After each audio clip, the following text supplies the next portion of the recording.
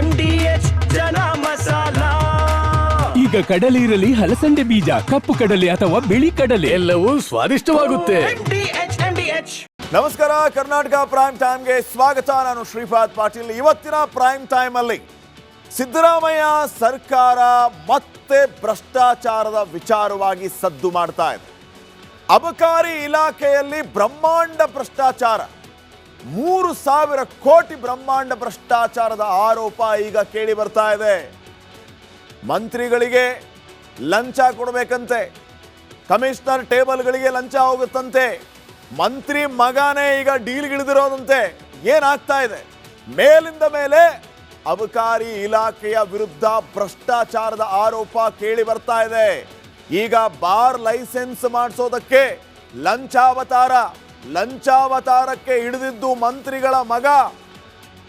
ಮುಖ್ಯಮಂತ್ರಿಗಳು ಈ ಬಗ್ಗೆ ಏನು ಮಾತಾಡ್ತಾ ಇಲ್ಲ. ಮೇಲಿಂದ ಮೇಲೆ ಅಬಕಾರಿ ಇಲಾಖೆಯ ವಿರುದ್ಧವೇ ಈ ರೀತಿಯ ಭ್ರಷ್ಟಾಚಾರದ ಆರೋಪ ಕೇಳಿ ಬರ್ತಾ ಇರುವಾಗ ಯಾಕೆ ತಿಮ್ಮಾಪುರ್ನ ಈ ಬಗ್ಗೆ ಸ್ಪಷ್ಟನೆ ಕೇಳಬಾರದು, ರಾಜೀನಾಮೆಯನ್ನ ತಗೋಬಾರದು ಅನ್ನೋದು ವಿಪಕ್ಷ ನಾಯಕರ ನೇರ ಆರೋಪ ಆಗಿದೆ. ಈ ಕಡೆ DK ಶಿವಕುಮಾರ್ ಮುಖ್ಯಮಂತ್ರಿ ಪಟ್ಟಕ್ಕಾಗಿ ಭಾರೀ ಪ್ರಯತ್ನಗಳನ್ನ ಮಾಡ್ತಾ ಇದ್ದಾರೆ. CM ಸಿದ್ದರಾಮಯ್ಯ ಅದಕ್ಕೆ ಯಥಾವತ್ ಬ್ರೇಕ್ ಹಾಕುವ ಕೆಲಸವನ್ನ ಮಾಡ್ತಾ ಇದ್ದಾರೆ. ವೆರಿ ಇಂಟ್ರೆಸ್ಟಿಂಗ್ ಸುದ್ದಿಗಳಿದೆ, ನೋಡ್ತಾ ಹೋಗೋಣ. ಅದಕ್ಕಿಂತ ಮುಂಚೆ ಈ ಕ್ಷಣದ ಹೆಡ್ಲೈನ್ಸ್.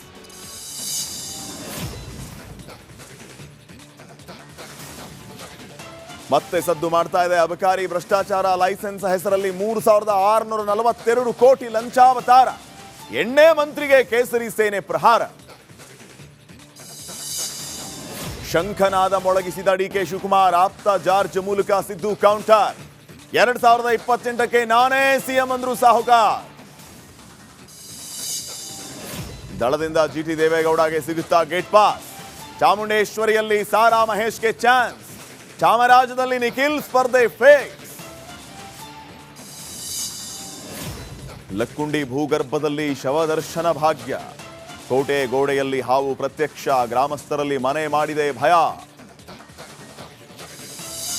ಅಸ್ಸಾಂ ಪಶ್ಚಿಮ ಬಂಗಾಳ ಗೆಲ್ಲಲು ಮೋದಿ ತಂತ್ರ. ಮಮತಾ ಸರ್ಕಾರಕ್ಕೆ ನಮೋ ಪ್ರಹಾರ. ಗೆದ್ರೆ SIR NRC ನಡೆಸೋದಕ್ಕೆ ನಿರ್ಧಾರ.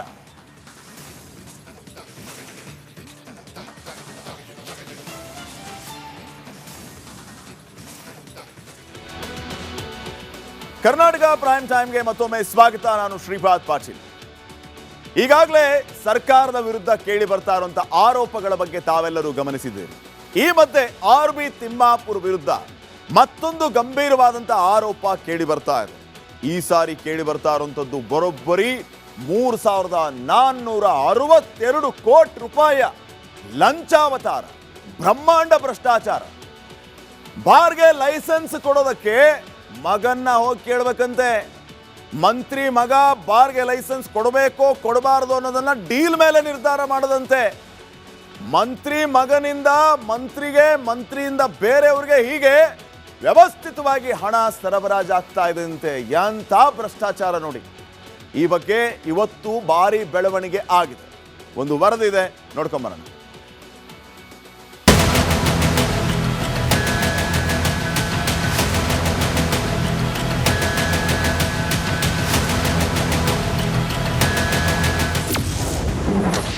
ಅಬಕಾರಿ ಮಂತ್ರಿ ಪುತ್ರನಿಂದ ಹಣಕ್ಕೆ ಬೇಡಿಕೆ. ಆಡಿಯೋಕ್ಕೆ CM ಆಫೀಸ್ ಬಾಗಿಲಿಗೆ. ಅಬಕಾರಿ ಸಚಿವ RB ತಿಮ್ಮಾಪುರ್ಗೆ ರಾಜಕೀಯವಾಗಿ ದೊಡ್ಡ ಸಂಕಷ್ಟ ಎದುರಾಗುವ ಲಕ್ಷಣಗಳು ಕಾಣತೊಡಗಿದೆ. ಅಬಕಾರಿ ಇಲಾಖೆಯಲ್ಲಿ CL7 ಲೈಸೆನ್ಸ್ ಮಂಜೂರಿಗೆ ಹಣಕ್ಕೆ ಬೇಡಿಕೆ ಇಟ್ಟಿದ್ದಾರೆ ಎನ್ನಲಾದ ಆಡಿಯೋ ಸಂಭಾಷಣೆ ವೈರಲ್ ಆಗಿದ್ದು, ಸಚಿವರು, ಅವರ ಪುತ್ರ ಹಾಗೂ ಕೆಲ ಅಧಿಕಾರಿಗಳು ಅಕ್ರಮದಲ್ಲಿ ಭಾಗಿಯಾಗಿದ್ದಾರೆ ಅನ್ನೋ ಗಂಭೀರ ಆರೋಪಗಳು ಕೇಳಿಬರುತ್ತಿವೆ. 1.5 ನಿಮ್ಗೆ ಈಗ ಫ್ಯಾಕ್ಟ್ಸ್ ಕೊಡಿ, ಏನ್ ನಡೀತಿದೆ ಅಂತ. ಏನೋ ಒಂದು 25 ಕಮ್ಮಿ ಮಾಡ್ಕೊತಾರೆ, ಆಯ್ತು ಹಂಗೆ ಅಂತ ಅದನ್ನ ಅಡ್ಜಸ್ಟ್ ಮಾಡ್ಕೊಂಡು ಇದು ಇಲ್ಲಿಂದ ಎಲ್ಲೆಲ್ಲ ಹೋಗುತ್ತೆ ಅಂದರೆ ಇನ್ಸ್ಪೆಕ್ಟ್ರು, ಡೆಪ್ಟಿ, ಇಲ್ಲೇ ಆಫೀಸು, DC ಆಫೀಸು, ಅಲ್ಲಿಂದ ನಮ್ಮ ಕಮಿಷನ್ ಆಫೀಸಲ್ಲಿ 4 ಟೇಬಲ್ ಹೋಗುತ್ತೆ, ಮಿನಿಸ್ಟ್ರಿಗೆ ಹೋಗುತ್ತೆ, JC ಅಡಿಷನಲ್ ಕಮಿಷನರ್, 2 DC ಇದರಲ್ಲಿ ಅವರೇ ಇಶ್ಯೂ ಮಾಡ್ತಾರೆ. ಕಮಿಷನರೇ ಇಶ್ಯೂ ಮಾಡ್ಕೊಳ್ತಾರೆ. ವಿಟಮಿನ್ M ಕೊಟ್ಟರೆ ಇಲ್ಲ ಅಂದರೆ ಓಡಾಡಿಸ್ತಾರೆ. ನಮಗೆ 28 ಇನ್ಫಾರ್ಮೇಷನ್ ಕೇಳ್ತಾರೆ. ಏನೋ ಒಂದು ಇನ್ಫ್ಲೂಯೆನ್ಸ್ ಇತ್ತು, ಸ್ವಲ್ಪ ದುಡ್ಡು ಇತ್ತು ಅಂದರೆ ಹಂಗೂ ನಡೀತದೆ. ಇಲ್ಲ ನಾವು ಇಲ್ಲ ಸರ್ ಅವ್ರ ಕೈಲಿ ಆಗಲ್ಲ, ಅಷ್ಟಾಗಲ್ಲ ಅಂದ್ರೂ ನಮಗೆ ವಾಪಸ್ ಕಳಿಸ್ತಾರೆ. ಇದು ಸರಿ ಇಲ್ಲ, ಅದು ಸರಿ ಇಲ್ಲ, ನೀವು ಇಸ್ಕೊಬಿಟ್ಟಿರ್ತೀರ, ನಮಗೆ ಕೊಡೋಣ ಅನ್ನೋದು ಒಂದು ತಲೆಯಲ್ಲಿ ಏನೋ ತಲೆಯಲ್ಲಿ ಕುಮ್ಮ ಕೊಟ್ಬಿಟ್ಟಿರ್ತಾರೆ. ಸಿದ್ದರಾಮಯ್ಯಗೆ ಜೆಡಿಎಸ್ ಶಾಸಕ ಮಂಜು ದೂರು. ಪದೇ ಪದೇ ವಿವಾದದ ಸುಳಿಗೆ ಸಿಲುಕು ಆರ್ಬಿ ತಿಮ್ಮಾಪುರ್ ಮಗನೇ ಲೂಟಿಗೆ ಹಿಡಿದಿದ್ದಾನಂತೆ. ಪ್ರಕರಣಕ್ಕೆ ಸಂಬಂಧಪಟ್ಟಂತೆ ಜೆಡಿಎಸ್ ಶಾಸಕ ಎಚ್.ಟಿ. ಮಂಜು ಅವರು ಸಿಎಂ ಸಿದ್ದರಾಮಯ್ಯ ಹಾಗೂ ಮುಖ್ಯ ಕಾರ್ಯದರ್ಶಿ ಶಾಲಿನಿ ರಜನೀಶ್ ಅವರಿಗೆ ದೂರು ನೀಡಿದ್ದಾರೆ.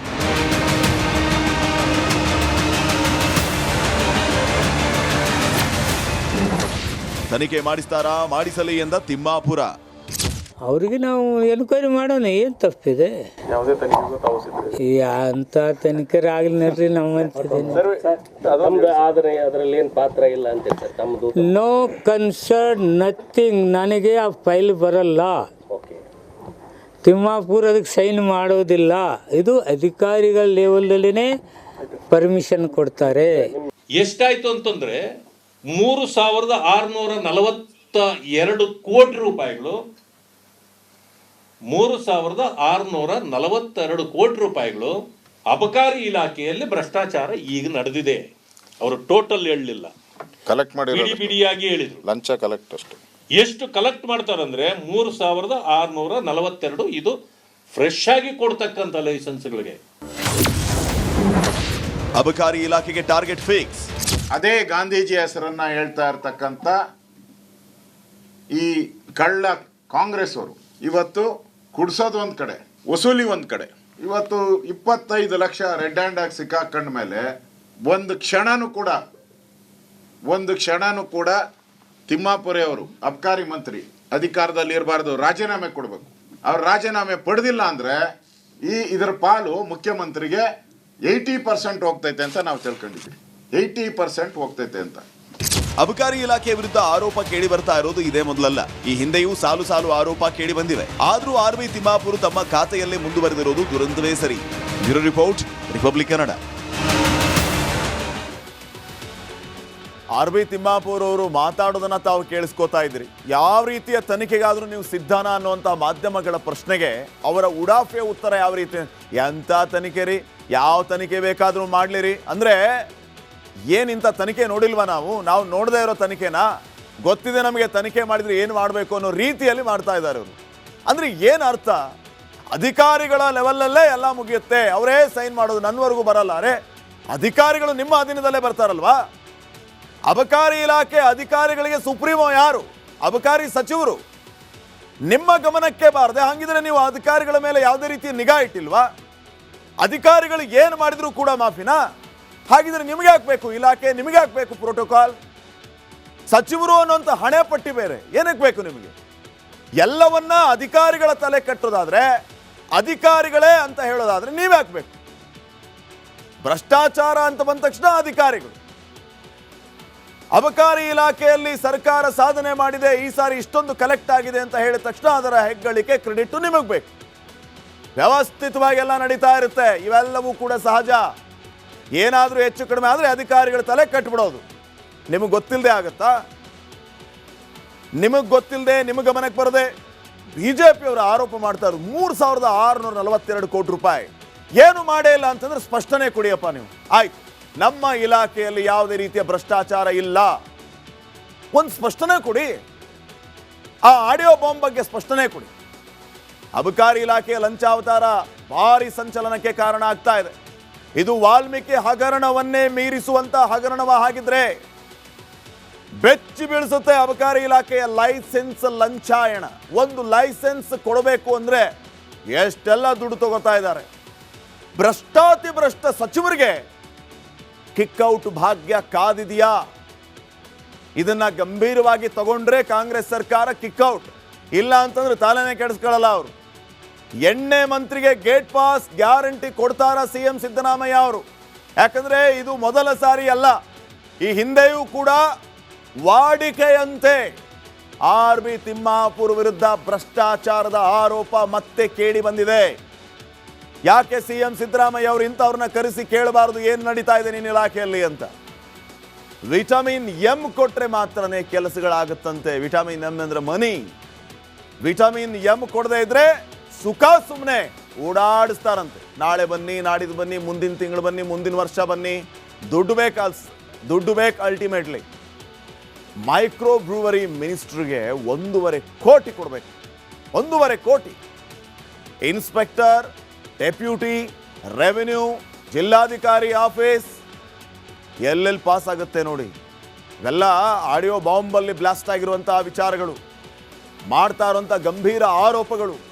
ಕಮಿಷನರ್ ಆಫೀಸಲ್ಲಿ 4 ಟೇಬಲ್ಗಳಿಗೆ ಕಾಸು ಹೋಗುತ್ತಂತೆ. ಸಿದ್ದರಾಮಯ್ಯ ಸರ್ಕಾರಕ್ಕೆ ಕಳಂಕ ಮೆತ್ತಾ ಇದ್ದಾರೆ ಅಬಕಾರಿ ಇಲಾಖೆಯವರು. ಅಬಕಾರಿ ಇಲಾಖೆಯನ್ನ ಮುಂದುವರಿಸ್ಕೊಂಡು ಹೋಗ್ತಾ ಇರುವಂಥ ತಿಮ್ಮಾಪುರ ಅವರು ಹೇಳಬೇಕು, ನಾನೇನು ಈ ವಿಚಾರದಲ್ಲಿ ತಪ್ಪು ಮಾಡಿಲ್ಲ ಅಂತಂದ್ರೆ ರಾಜ್ಯದ ಜನರಿಗೆ ಸ್ಪಷ್ಟನೆಯನ್ನ ಕೊಡ್ಲಿ. ಹಿಟ್ ಆ್ಯಂಡ್ ರನ್ ಮಾಡೋದಲ್ಲ, ತನಿಖೆ ಮಾಡಲಿ ಬಿಡ್ರಿ. ನೀವು ತಪ್ಪು ಮಾಡಿಲ್ಲ ಅಂತಂದ್ರೆ ಘಂಟಾಘೋಷವಾಗಿ ಹೇಳಬೇಕು, ಯಾರು ನನ್ನ ಮೇಲೆ ಆರೋಪ ಮಾಡೋರು ಸಾಬೀತು ಮಾಡ್ರಿ ಅಂತ ಹೇಳಬೇಕು. ಆದರೆ ಅವ್ರ ಮುಖದಲ್ಲಿ ಅವ್ರು ಕೊಡ್ತಾ ಇರುವಂಥ ಸ್ಪಷ್ಟನೆ ಮಾತುಗಳಲ್ಲಿ ಅದು ಯಾವುದು ಕಾಣಿಸ್ತಾ ಇಲ್ಲ. ಅಲ್ಲಿಗೆ 10ರಲ್ಲಿ 11 ಕೇಸ್ ಇದು. ಯಾರು ಇದ್ರ ಬಗ್ಗೆ ತಲೆ ಕೆಡಿಸ್ಕೊಳ್ಳ ಬಹಳ ಗಂಭೀರವಾದಂಥ ವಿಚಾರ. 3,000 ಕೋಟಿ ಲಂಚಾವತಾರ ಅಂತಂದ್ರೆ ಎಲ್ಲಿಗೆ ಹೋಗುತ್ತೆ ದುಡ್ಡು? ಹೆಂಗೆ ಲಂಚಾವತಾರ ಇದು? ರಾಜಾರೋಷವಾಗಿ ಒಂದು ಬಾರ್ಗೆ ಲೈಸೆನ್ಸ್ ತಗೋಬೇಕಂದ್ರೆ ಕೋಟಿ ಕೋಟಿ ಕೊಡ್ಬೇಕಂತ, ಇಲ್ಲ ಅಂತಂದ್ರೆ ಕಾಡ್ಸೋದು. ಎಲ್ಲಿಗೆ ಬಂದು ನಿಂತಿದೆ ನೋಡಿ ಸರ್ಕಾರ, ಅಬಕಾರಿ ಇಲಾಖೆಯ ಕಥೆ. ಇದನ್ನ ಕಾಂಗ್ರೆಸ್ ಸರ್ಕಾರ, ಮಾನ್ಯ ಮುಖ್ಯಮಂತ್ರಿ ಸಿದ್ದರಾಮಯ್ಯ ಅವರು ಎಷ್ಟರ ಮಟ್ಟಿಗೆ ಗಂಭೀರವಾಗಿ ತಗೊಂಡು ಇಂಥವರನ್ನ ಆಚೆ ಹಾಕ್ತಾರೆ ಅಥವಾ ಇಂಥವರಿಗೆ ಪಾಠ ಕಲಿಸುವಂತ ಕೆಲಸವನ್ನ ಮಾಡ್ತಾರೆ, ಕಾದ್ ನೋಡಿ. ನೆಕ್ಸ್ಟ್, ಅಬಕಾರಿ ಇಲಾಖೆಯಲ್ಲಿ ಬ್ರಹ್ಮಾಂಡ ಭ್ರಷ್ಟಾಚಾರದ ಆರೋಪ ಕೇಳಿ ಬಂದ ಬೆನ್ನಲ್ಲೇ ಸಚಿವ ತಿಮ್ಮಾಪುರ ವಿರುದ್ಧ ಬಿಜೆಪಿಗರು ಆಕ್ರೋಶವನ್ನ ಹೊರಹಾಕಿದ್ದಾರೆ. ಈ ಬಗ್ಗೆ ಮೈಸೂರಿನಲ್ಲಿ ಸಿಎಂ ಸಿದ್ದರಾಮಯ್ಯ ಮಾತಾಡಿದ್ದು, ಉಪ್ಪು ತಿಂದವರು ನೀರು ಕುಡಿಲೇಬೇಕು ಅಂತ ಹೇಳಿದ್ದಾರೆ. ಈ ಬಾರಿ ತಿಮ್ಮಾಪುರ್ಗೆ ಗೇಟ್ ಪಾಸ್ ಕೊಡ್ತಾರಾ ಅನ್ನುವಂಥ ಚರ್ಚೆ ಕೂಡ ಶುರುವಾಗಿದೆ. ಈಗ ಯಾರು ತಿಂತಾರೆ ಅವ್ರ ಮೇಲೆ ಕ್ರಮ ತಗೊಳ್ಳಿ.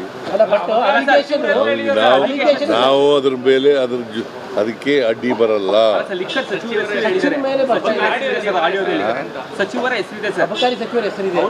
ಗೊತ್ತಿಲ್ಲ, ಬಿಜೆಪಿ ಅಲಿಗೇಷನ್ ಅದ್ರ ಮೇಲೆ ಶುರುವಾಗಿದೆ. ಈಗ ಭ್ರಷ್ಟಾಚಾರ ನಡೀತಾ ಇದೆ ಇಷ್ಟರ ಮಟ್ಟಿಗೆ. ಲಿಕ್ಕರ್ ಸಚಿವರು ಅದನ್ನ 40% ಕಮಿಷನ್ ತಗೋತಾರೆ ಅಂತ ಯಾರು ಹೇಳಿದ್ರು? ಕೆಂಪಣ್ಣ ಅಲ್ಲ, ಮತ್ತೆ ಕಾಂಗ್ರೆಸ್ ಸರ್ಕಾರದ ವಿರುದ್ಧ ಸಾಲು ಸಾಲು ಆರೋಪಗಳು ಕೇಳಿ ಬರ್ತಾನೆ ಇದೆ. 14 ಮಂತ್ರಿಗಳು, 14 ಆರೋಪಗಳು. ಸಿದ್ದರಾಮಯ್ಯ ಸರ್ಕಾರದಲ್ಲಿ ಆರೋಪಗಳ ಸುರಿಮಳೆ. ಭ್ರಷ್ಟಾಚಾರದ ವಿಚಾರವಾಗಿ ನಾನಾ ರೀತಿ, ನಾನಾ ಮಜಲುಗಳಲ್ಲಿ ಚರ್ಚೆ ಆಗ್ತಾನೆ ಇರುತ್ತೆ. ಸ್ವತಃ ಸಿಎಂ ಸಿದ್ದರಾಮಯ್ಯ ವಿರುದ್ಧ ಮೂಡ ಹಗರಣದ ಆರೋಪ ಕೇಳಿ ಬಂತು. ಸೈಟ್ ವಿಚಾರವಾಗಿ ಗೋಲ್ಮಾಲ್ ಮಾಡಿದ್ದಾರೆ ಸಿಎಂ ಸಿದ್ದರಾಮಯ್ಯ ಅನ್ನುವಂಥ ಗಂಭೀರ ಆರೋಪ ಬಂತು. ಲೋಕಾಯುಕ್ತ ಕಚೇರಿಗೆ ಸ್ವತಃ ತಾವೇ ವಿಚಾರಣೆಯನ್ನ ಎದುರಿಸಬೇಕಾದಂಥ ಪರಿಸ್ಥಿತಿ ಬಂತು. ಸಿಟ್ಟಿಂಗ್ ಸಿಎಂ ಲೋಕಾಯುಕ್ತ ಕಚೇರಿಗೆ ಹೋಗಿ ವಿಚಾರಣೆಯನ್ನ ಎದುರಿಸಿ ಬಂದ್ರು. ಇದು ಸಿದ್ದರಾಮಯ್ಯ ವಿರುದ್ಧ ಕೇಳಿ ಬಂದ ಮೂಡ ಹಗರಣದ ಆರೋಪ. ಇನ್ನು ಮಾನ್ಯ ಉಪಮುಖ್ಯಮಂತ್ರಿ ಡಿ ಕೆ ಶಿವಕುಮಾರ್ ಅವರ ಬಗ್ಗೆ ಬಾಯ್ ತೆಗೆದ್ರೆ ಮುನಿರತ್ನ ದಾಖಲೆಗಳ ಸಮೇತ ನಾನು ಆರೋಪ ಮಾಡ್ತೀನಿ, ನಾನು ದಾಖಲೆ ಕೊಡ್ತೀನಿ ಅಂತ ಹೇಳ್ತಾ ಇರ್ತಾರೆ. 2,000 ಕೋಟಿ ರೂಪಾಯಿ ಭ್ರಷ್ಟಾಚಾರ. ಸ್ವತಃ ಮುನಿರತ್ನ ಅವರು ಆರೋಪ ಮಾಡ್ತಾ ಇರ್ತಾರೆ. ಇದನ್ನ ಡಿ ಕೆ ಶಿವಕುಮಾರ್ ಅದನ್ನ ಮಾಡಿದ್ದಾರೆ, ಇದನ್ನ ಮಾಡಿದ್ದಾರೆ ಅನ್ನೋಂಥ ಗಂಭೀರ ಆರೋಪಗಳು. 2,000 ಕೋಟಿ ಭ್ರಷ್ಟಾಚಾರ ಮಾಡಿದಾರಂತೆ ಡಿ ಕೆ ಶಿವಕುಮಾರ್, ಮುನಿರತ್ನ ಅವರ ಆರೋಪ. ಇನ್ನು ಸತೀಶ್ ಜಾರಕಿಹೊಳಿ ಅವರ ವಿರುದ್ಧ ಸಾಹುಕಾರ್, ಹೋದಲ್ಲಿ ಬಂದಲ್ಲಿ ಮುಂದಿನ ಸಿಎಂ ಅನ್ನುವಂಥ ಘೋಷಣೆಗಳು ಕೇಳಿ ಬರ್ತಾ ಇದೆ. ಸತೀಶ್ ಜಾರಕಿಹೊಳಿ ಅವರ ವಿರುದ್ಧ ಕೇಳಿ ಬರ್ತಾ ಇರುವಂತಹ ಆರೋಪ ಕಮಿಷನ್ ಆರೋಪ. ಲೋಕೋಪಯೋಗಿ ಸಚಿವರಾಗಿರುವಂಥ ಸತೀಶ್ ಜಾರಕಿಹೊಳಿ ಅವರ ವಿರುದ್ಧ ಕಮಿಷನ್ ಆರೋಪ ಕೇಳಿ ಬರ್ತಾ ಇದೆ. ಕಾಮಗಾರಿಯಲ್ಲಿ ಕಮಿಷನ್, ಕೆಲಸ ಆಗಬೇಕು ಅಂತಂದ್ರೆ ಕಮಿಷನ್, ಗುತ್ತಿಗೆ ಕೊಡಬೇಕು ಅಂದ್ರೆ ಕಮಿಷನ್, ಈ ರೀತಿಯ ಆರೋಪಗಳು ಸತೀಶ್ ಜಾರಕಿಹೊಳಿ ಅವರ ವಿರುದ್ಧ ಕೇಳಿ ಬರ್ತಾ ಇದೆ. ಸ್ಪಷ್ಟನೆಯನ್ನು ಅವರೇ ಕೊಡಬೇಕು ಈ ಬಗ್ಗೆ. ಇನ್ನು ಲಕ್ಷ್ಮೀ ಹೆಬ್ಬಾಳ್ಕರ್ ಅವರ ವಿರುದ್ಧ ರೀಸೆಂಟ್ಲಿ ಕೇಳಿ ಬಂದಂತ ಗಂಭೀರ ಆರೋಪ, ಗೃಹಲಕ್ಷ್ಮಿ ದುಡ್ಡನ್ನ ಲೂಟಿ ಮಾಡಿದ್ದಾರೆ ಅನ್ನುವಂಥ ಆರೋಪ. 2 ತಿಂಗಳ ದುಡ್ಡು 2 ತಿಂಗಳ ದುಡ್ಡನ್ನ ಹಾಕಲಿಲ್ಲ. 1 ತಿಂಗಳಿಗೆ ಗೃಹಲಕ್ಷ್ಮಿ ಯೋಜನೆಯ ಅಡಿಯಲ್ಲಿ ಫಲಾನುಭವಿಗಳಿಗೆ ಕಳಿಸಬೇಕಾಗಿರೋ ದುಡ್ಡು 2,500 ಕೋಟಿ, 5,000 ಕೋಟಿ ರೂಪಾಯಿ ಎಲ್ಲೋಯ್ತು ಅನ್ನುವಂತಹ ಪ್ರಶ್ನೆಯನ್ನ ವಿಪಕ್ಷದ ನಾಯಕರು ಕಂಟಿನ್ಯೂಸ್ ಆಗಿ ಮಾಡ್ತಾ ಬಂದರು. ಲೆಕ್ಕ ತಪ್ಪಿದೆ ಅಂತ ಹೇಳಿದರು. ಸೆಷನ್ನಲ್ಲಿ ಇವರು ಹೌಸ್ಗೆ ಯಾವ ರೀತಿ ಉತ್ತರ ಕೊಟ್ಟರು ಅದು ಕೂಡ ಬಿಜೆಪಿಯನ್ನ ಕೆರಳಿಸ್ತು. ಹೌಸಲ್ಲಿ ನಿಂತ್ಕೊಂಡು ಅದು ಹೆಂಗೆ ತಪ್ಪು ಮಾಹಿತಿಯನ್ನ ಕೊಟ್ಟರು, ಹಕ್ಕುಚ್ಯುತಿಯನ್ನ ಮಂಡಿಸಬೇಕಿಂತವ್ರ ವಿರುದ್ಧ ಅನ್ನುವಂಥ ಮಾತುಗಳು ಕೇಳಿಬಂತು. ಸೊ ಗೃಹಲಕ್ಷ್ಮಿ ಯೋಜನೆಯ ದುಡ್ಡನ್ನ ಹೊಡೆದಿದ್ದಾರೆ ಅನ್ನುವಂಥ ಆರೋಪ ಸಚಿವೆ ಲಕ್ಷ್ಮೀ ಹೆಬ್ಬಾಳ್ಕರ್ ವಿರುದ್ಧ ಕೇಳಿ ಬರ್ತಾ ಇದೆ. ಇನ್ನ ಮಾನ್ಯ ಪ್ರಿಯಾಂಕ್ ಖರ್ಗೆ ಸರದಿ ಸಚಿವರಾಗಿರುವ ಪ್ರಿಯಾಂಕ್ ಖರ್ಗೆ ಅವರ ವಿರುದ್ಧ ಸಿದ್ಧಾರ್ಥ ಟ್ರಸ್ಟ್ಗೆ CSI ಈ ಗಂಭೀರ ಆರೋಪ ಇದೆ ಪ್ರಿಯಾಂಕ್ ಖರ್ಗೆ ಅವರ ವಿರುದ್ಧ. ಇನ್ನ ಬಿ ನಾಗೇಂದ್ರ ವಾಲ್ಮೀಕಿ ಹಗರಣದ ವಿಚಾರವಾಗಿ ಇವರನ್ನ ಅರೆಸ್ಟ್ ಮಾಡಿದ್ರು, ಜೈಲಿಗೆ ಹಾಕಿದ್ರು, ಸಚಿವ ಸ್ಥಾನವೂ ಹೋಯಿತು, ವಿಚಾರಣೆ ನಡೀತಾ ಇದೆ. ವಾಲ್ಮೀಕಿ ಹಗರಣ, ವಾಲ್ಮೀಕಿ ನಿಗಮದಲ್ಲಿ ಇಟ್ಟಿದ್ದ ದುಡ್ಡನ್ನ ಬಳ್ಳಾರಿ ಲೋಕಸಭೆ ಚುನಾವಣೆಗೆ ಬಳಸಿದ್ರು ಅನ್ನುವಂಥ ಆರೋಪ ಈಗಾಗಲೇ ವರದಿಯಲ್ಲಿಯೂ ಕೂಡ ಆ ಬಗ್ಗೆ ಪ್ರಸ್ತಾಪವನ್ನು ಮಾಡಿಯಾಗಿದೆ. ಪರಿಶಿಷ್ಟ ಜಾತಿ, ಪರಿಶಿಷ್ಟ ಪಂಗಡ, ಹಿಂದುಳಿದ ವರ್ಗಗಳ ಕಲ್ಯಾಣಕ್ಕೆ ತೆಗೆದಿಟ್ಟಿದ್ದ ದುಡ್ಡು ಸರ್ಕಾರದ, ಅದನ್ನ ಇವರು ತಕ್ಕೊಂಡು ಬಳ್ಳಾರಿ ಲೋಕಸಭೆ ಚುನಾವಣೆಗೆ ಬಳಸಿದ್ರಂತೆ. ಯಾರಪ್ಪನ ಮನೆ ದುಡ್ಡು? ನಿಗಮದಲ್ಲಿ ಇಟ್ಟ ದುಡ್ಡನ್ನ ಇವರು ತಮ್ಮ ಹಿತಾಸಕ್ತಿಗೆ ಖರ್ಚು ಮಾಡಿದ್ದು. ಈ ವಾಲ್ಮೀಕಿ ಹಗರಣದ ಗಂಭೀರ ಆರೋಪ ಬಿ ನಾಗೇಂದ್ರ ವಿರುದ್ಧ. ಸಚಿವ ಸ್ಥಾನವನ್ನ ಕಳ್ಕೋಬೇಕಾಯ್ತು ಇದಕ್ಕಾಗಿ. ಇನ್ನ KJ ಜಾರ್ಜ್ ವಿರುದ್ಧ ಕೇಳಿ ಬರ್ತಾ ಇರುವಂತ ಆರೋಪ smart meter scam. Smart meter ವಿಚಾರವಾಗಿ ಮೊದಲಿನಿಂದನೂ ಕೂಡ ಭಾರಿ ಚರ್ಚೆಗಳಾಗ್ತಾ ಇರೋದು ಒಂದು ಕಡೆ, ಆದರೆ ಅಪಸ್ವರ ಎದ್ದಿದೆ. ಅದೇ smart meter scam KJ George ವಿರುದ್ಧ ಕೇಳಿ ಬಂದಿರೋದು. ಇನ್ನು RB ತಿಮ್ಮಾಪುರ್, ಈ RB ತಿಮ್ಮಾಪುರ್ ಬಗ್ಗೆ ಆರಂಭದಲ್ಲೇ ನಾವು ಹೇಳ್ತಾ ಇದ್ವಿ. ಅಬಕಾರಿ ಇಲಾಖೆಯಲ್ಲಿ ಬ್ರಹ್ಮಾಂಡ ಭ್ರಷ್ಟಾಚಾರದ ಆರೋಪ ಸಚಿವ RB ತಿಮ್ಮಾಪುರ್ ವಿರುದ್ಧ ಕೇಳಿ ಬರ್ತಾ ಇದೆ. ಇನ್ನ ಸಂತೋಷ್ ಲಾಡ್ ವಿರುದ್ಧ ಕಾರ್ಮಿಕರ ಕಿಟ್ ಹಗರಣದ ವಿಚಾರವಾಗಿ ಭಾರಿ ಸದ್ದಾಯಿತು. ಸ್ವತಃ ಕಾರ್ಮಿಕ ಸಂಘಟನೆಯವರು ಸಚಿವ ಸಂತೋಷ್ ಲಾಡ್ ವಿರುದ್ಧ ಗಂಭೀರ ಆರೋಪವನ್ನ ಮಾಡಿದರು. ಕಾರ್ಮಿಕರ ಕಿಟ್ ವಿಚಾರದಲ್ಲಿ ದುಡ್ಡು ಹೊಡೆದಿದ್ದಾರೆ ಸಂತೋಷ್ ಲಾಡ್ ಅವರು ಅನ್ನುವಂತಹ ಗಂಭೀರ ಆರೋಪವನ್ನ ಮಾಡಿದರು. ಸಂತೋಷ್ ಲಾಡ್ ವಿರುದ್ಧ ಈ ಒಂದು ಹಗರಣದ ಆರೋಪ ಸಂತೋಷ್ ಲಾಡ್ ವಿರುದ್ಧ ಕೇಳಿ ಬರ್ತಾ ಇದೆ. ಇನ್ನ ಜಮೀರ್ ಅಹಮದ್ ಖಾನ್ ವಿರುದ್ಧ ಕೇಳಿ ಬರ್ತಾ ಇರೋ ಗಂಭೀರ ಆರೋಪ ಅಕ್ರಮ ಆಸ್ತಿ ಗಳಿಕೆ. ಇವರು ಅಕ್ರಮವಾಗಿ ಆಸ್ತಿ ಮಾಡಿಟ್ಟಿದ್ದಾರೆ. ಎಲ್ಲಿಂದ ಬಂತು ಇಷ್ಟೊಂದು ಆಸ್ತಿ ಇವರಿಗೆ? ಹೇಗೆ ಮಾಡಿದ್ರು ಈ ಆಸ್ತಿ ಅನ್ನುವಂತಹ ಪ್ರಶ್ನೆಗಳನ್ನ ಆಗಾಗ ಕೇಳ್ತಾನೆ ಇರ್ತಾರೆ ವಿಪಕ್ಷದವರು. ಈಗ ಇದೇ ಜಮೀರ್ ಅಹಮದ್ ಖಾನ್, ಸಚಿವರಾಗಿರುವಂಥ ಜಮೀರ್ ಅಹಮದ್ ಖಾನ್ ವಿರುದ್ಧ ಅಕ್ರಮ ಆಸ್ತಿ ಗಳಿಕೆ ಆರೋಪ ಕೇಳಿ ಬರ್ತಾ ಇದೆ. ಇನ್ನ ಎನ್ ಚಲುವರಾಯಸ್ವಾಮಿ ವಿರುದ್ಧ ಬರೋಬ್ಬರಿ 50% ಆರೋಪ ಕೇಳಿ ಬರ್ತಾ ಇದೆ. 50% ಆರೋಪ. KN ರಾಜಣ್ಣ ಅವರು ಮಾಜಿ ಸಚಿವರು, ಇವರ ವಿರುದ್ಧ ಅಪೆಕ್ಸ್ ಬ್ಯಾಂಕ್ ಹಗರಣದ ಆರೋಪ ಕೇಳಿ ಬರ್ತಾ ಇದೆ. KN ರಾಜಣ್ಣ ವಿರುದ್ಧ ಅಪೆಕ್ಸ್ ಬ್ಯಾಂಕ್ನಲ್ಲಿ ಇವರು ದೊಡ್ಡ ಸ್ಕ್ಯಾಮ್ ಮಾಡಿದ್ದಾರೆ ಅನ್ನುವಂಥ ಗಂಭೀರ ಆರೋಪ, ಸಾವಿರಾರು ಕೋಟಿಯ ಆರೋಪವನ್ನ ಮಾಡ್ತಾ ಇದ್ದಾರೆ. ಇನ್ನ ರಹೀಂ ಖಾನ್ 17,000 ಕೋಟಿ ದುರ್ಬಳಕೆ ಮಾಡಿಕೊಂಡಿದ್ದಾರೆ ಅನ್ನುವಂಥ ಆರೋಪ ಈ ಸಚಿವರ ವಿರುದ್ಧ ಕೇಳಿ ಬರ್ತಾ ಇದೆ. 14 ಮಂತ್ರಿಗಳು, 14 ಆರೋಪಗಳು ಮಾನ್ಯ ಸಿದ್ದರಾಮಯ್ಯ ಅವರ ಸರ್ಕಾರದ, ಇನ್ಕ್ಲೂಡಿಂಗ್ ಸಿದ್ದರಾಮಯ್ಯ ಅವರ ವಿರುದ್ಧವೂ ಗಂಭೀರ ಆರೋಪ. ಇನ್ನು ಕೃಷ್ಣ ಬೈರೇಗೌಡರು ಭೂ ಕಬಳಿಕೆಯ ಆರೋಪವನ್ನ ಬಿಜೆಪಿಯವರು ಮಾಡ್ತಾನೆ ಬಂದರು. ಕೋಲಾರದಲ್ಲಿ ಇರುವಂತಹ ಭೂಮಿ ಅದು ಸ್ಮಶಾನಕ್ಕಾಗಿದ್ದ ಜಾಗ, ತಮ್ಮದು ಅಂತ ಹೇಳಿ ರಿಜಿಸ್ಟರ್ ಮಾಡಿಸ್ಕೊಂಡಿದ್ದಾರೆ ಅನ್ನುವಂತಹ ಗಂಭೀರ ಆರೋಪವನ್ನು ಬಿಜೆಪಿಯವರು ಮಾಡಿದರು. ಅದು ನಮ್ಮದೇ ಆಸ್ತಿ ಅಂತ ಕೃಷ್ಣ ಬೈರೇಗೌಡರು ಕ್ಲೇಮ್ ಮಾಡಿಕೊಂಡಿದ್ರು. ಅವರು ನೇರವಾಗಿ ಹೇಳಿದರು, ನಾನು ಎಲ್ಲ ರೀತಿಯ ಪ್ರಶ್ನೆಗಳಿಗೆ ಉತ್ತರ ಕೊಡೋದಕ್ಕೆ ಸಿದ್ಧ ಅಂತ. ಈ ಭೂ ಕಬಳಿಕೆಯ ಆರೋಪ ಕೃಷ್ಣ ಬೈರೇಗೌಡರ ವಿರುದ್ಧ ಕೇಳಿ ಬರ್ತಾ ಇದೆ.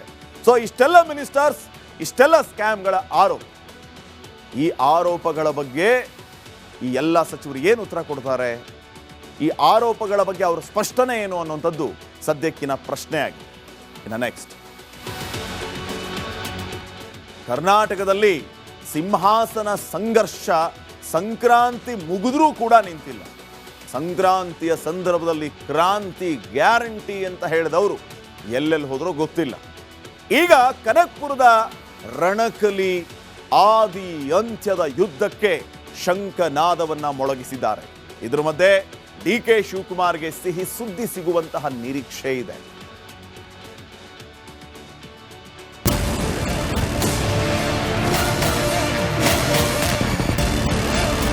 2.5 ವರ್ಷ ಒಂಟಿ ಹರಕೆ, ಅದೊಂದು ತಪಸ್ಸು, ನಿತ್ಯವೂ ಅದೇ ಮಂತ್ರ, ಒಂದೇ ಕನವರಿಕೆ. ಇದು ಕನಕಪುರದ ರಣಕಲಿ ಬಂಡೆ ಮನಸ್ಸಿನ ಹೊಯ್ದಾಟದಲ್ಲಿ ಕಂಡ ಪ್ರತಿಫಲನದ ಬೆಳಕು. ಅಂದ್ಹಾಗೆ ಡೆಲ್ಲಿಯಲ್ಲಿ ಲಂಗರು ಹಾಕಿರುವ ಡಿಕೆಶಿಗೆ ಮನದ ಒಲವಿನ ಪೂಜಾ ಫಲ ಫಲಿಸಿದಂತೆ ಕಾಣ್ತಿದೆ. ಶಂಕನಾದ ಮೊಳಗಿಸಿದ ಡಿಕೆ ಶಿವಕುಮಾರ್, ಹೈಕಮಾಂಡ್ನಿಂದ ಸಿಕ್ಕೇ ಬಿಡ್ತಾ ಗುಡ್ ನ್ಯೂಸ್. ದೆಹಲಿ ಭೇಟಿಯ ಫಲಾಫಲ ಏನು ಅನ್ನೋದು ಡಿಕೆಶಿ ಬಾಯ್ ಬಿಡ್ತಿಲ್ಲ. ಅದ್ರ ಮುಖವೇ ಮನಸ್ಸಿನ ಕನ್ನಡಿ ಅಲ್ವೇ? ಅದು ಸಂಭ್ರಮದ ರೂಪದಲ್ಲಿ ಕಾಣಿಸ್ತಿದೆ. ಆದ್ರೆ ಸಿಎಂ ಕ್ಯಾಂಪ್ ಮಾತ್ರ ಪಂಚವರ್ಷದ ಜಪತಪದಲ್ಲಿ ನಿರತವಾಗಿದೆ.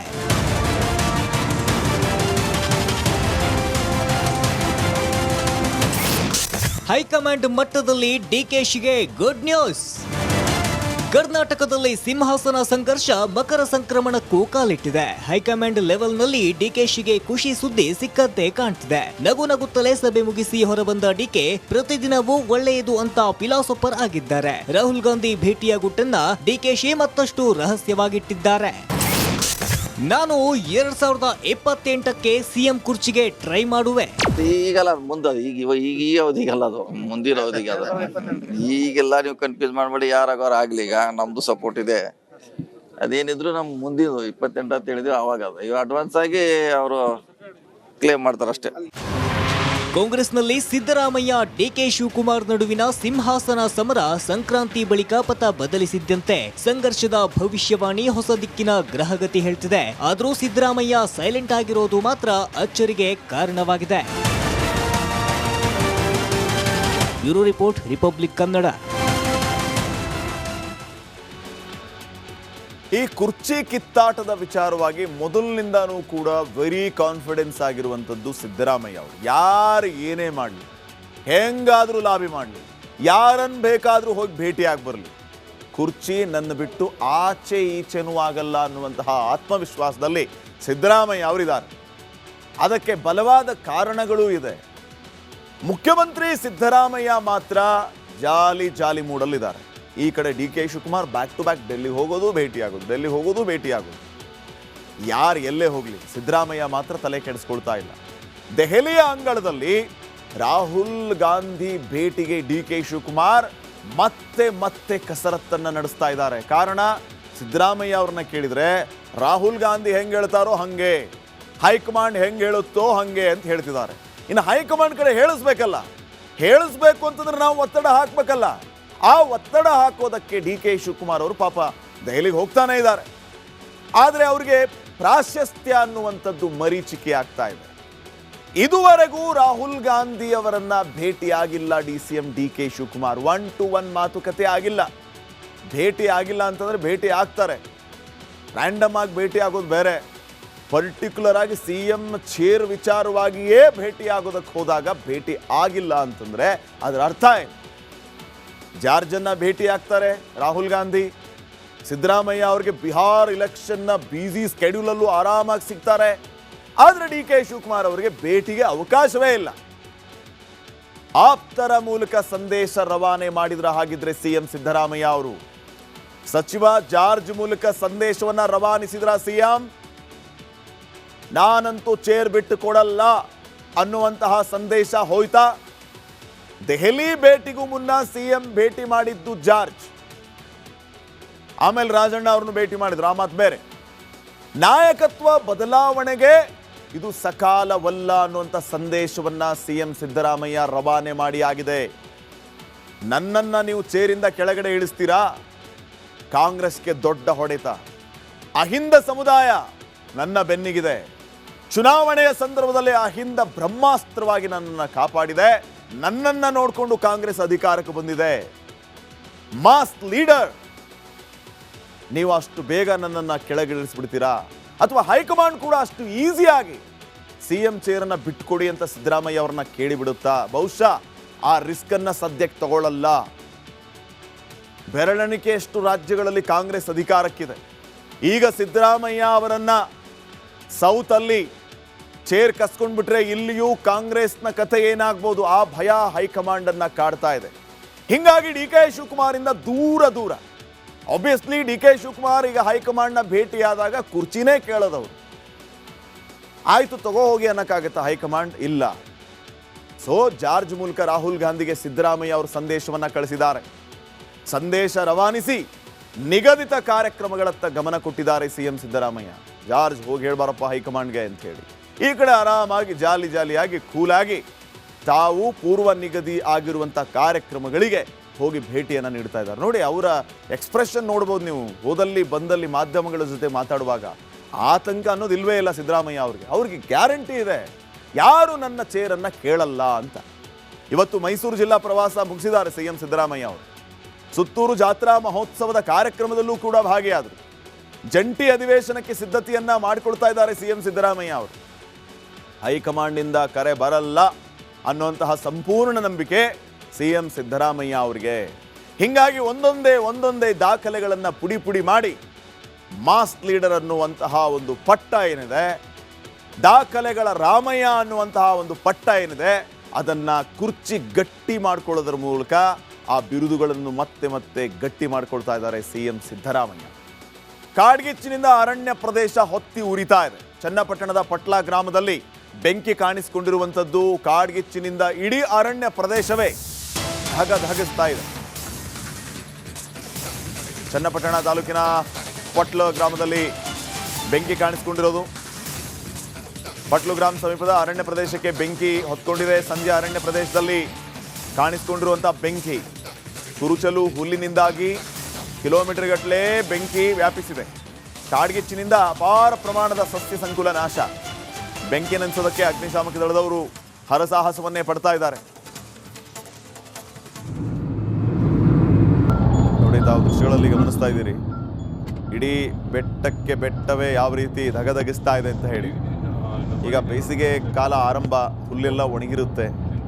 ಕಾಡ್ಗಿಚ್ಚಿನಂತೆ ಒಂದು ಸ್ವಲ್ಪ ಬೆಂಕಿ ಆವರಿಸಿದ್ರೆ ಇಡೀ ಬೆಟ್ಟಕ್ಕೆ ಆವರಿಸ್ಬಿಡುತ್ತೆ. ಸಸ್ಯ ಸಂಕುಲವೆಲ್ಲವೂ ನಾಶವಾಗಿ ಹೋಗಿತ್ತು. ಇಡೀ ಬೆಟ್ಟದಲ್ಲಿ ಯಾವ ರೀತಿಯ ಬೆಂಕಿ ಆವರಿಸಿದೆ ಅನ್ನೋದನ್ನು ತಾವು ಗಮನಿಸ್ತಾ ಇದ್ದೀರಿ. ಈ ಬೆಂಕಿಯನ್ನು ನಂದಿಸೋದಕ್ಕೆ ಅಗ್ನಿಶಾಮಕ ಸಿಬ್ಬಂದಿಯವರು ಹರಸಾಹಸ ಪಡ್ತಾ ಇದ್ದಾರೆ. ಚನ್ನಪಟ್ಟಣದ ಪಟ್ಲು ಗ್ರಾಮದ ಪಕ್ಕದಲ್ಲಿ ಅರಣ್ಯ ಪ್ರದೇಶಕ್ಕೆ ಈ ರೀತಿ ಬೆಂಕಿ ಆವರಿಸಿರೋದು, ಆ ದೃಶ್ಯಗಳನ್ನು ತಾವು ಗಮನಿಸ್ತಾ ಇದ್ದೀರಿ. ರಾಮನಗರದ ಚನ್ನಪಟ್ಟಣದ ಪಟ್ಲು ಗ್ರಾಮದ ಪಕ್ಕ ಇರುವಂಥ ಅರಣ್ಯ ಪ್ರದೇಶಕ್ಕೆ ಬೆಂಕಿ ಬಿದ್ದಿರೋದು.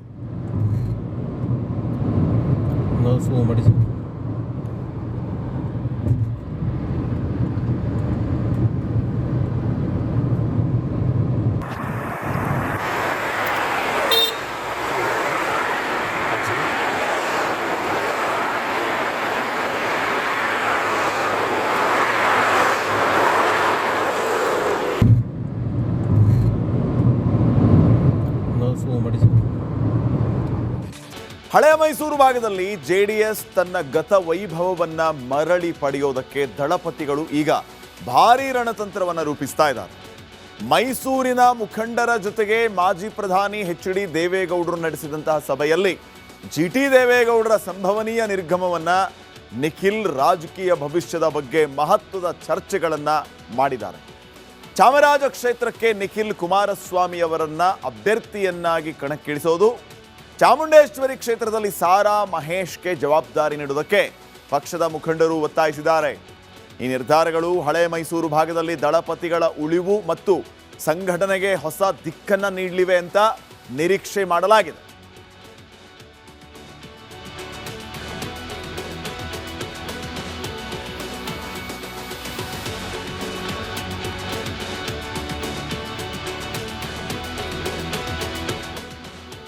ಈಗ ಜೆಡಿಎಸ್ನ ಟಾರ್ಗೆಟ್ 2028ರ ಚುನಾವಣೆ.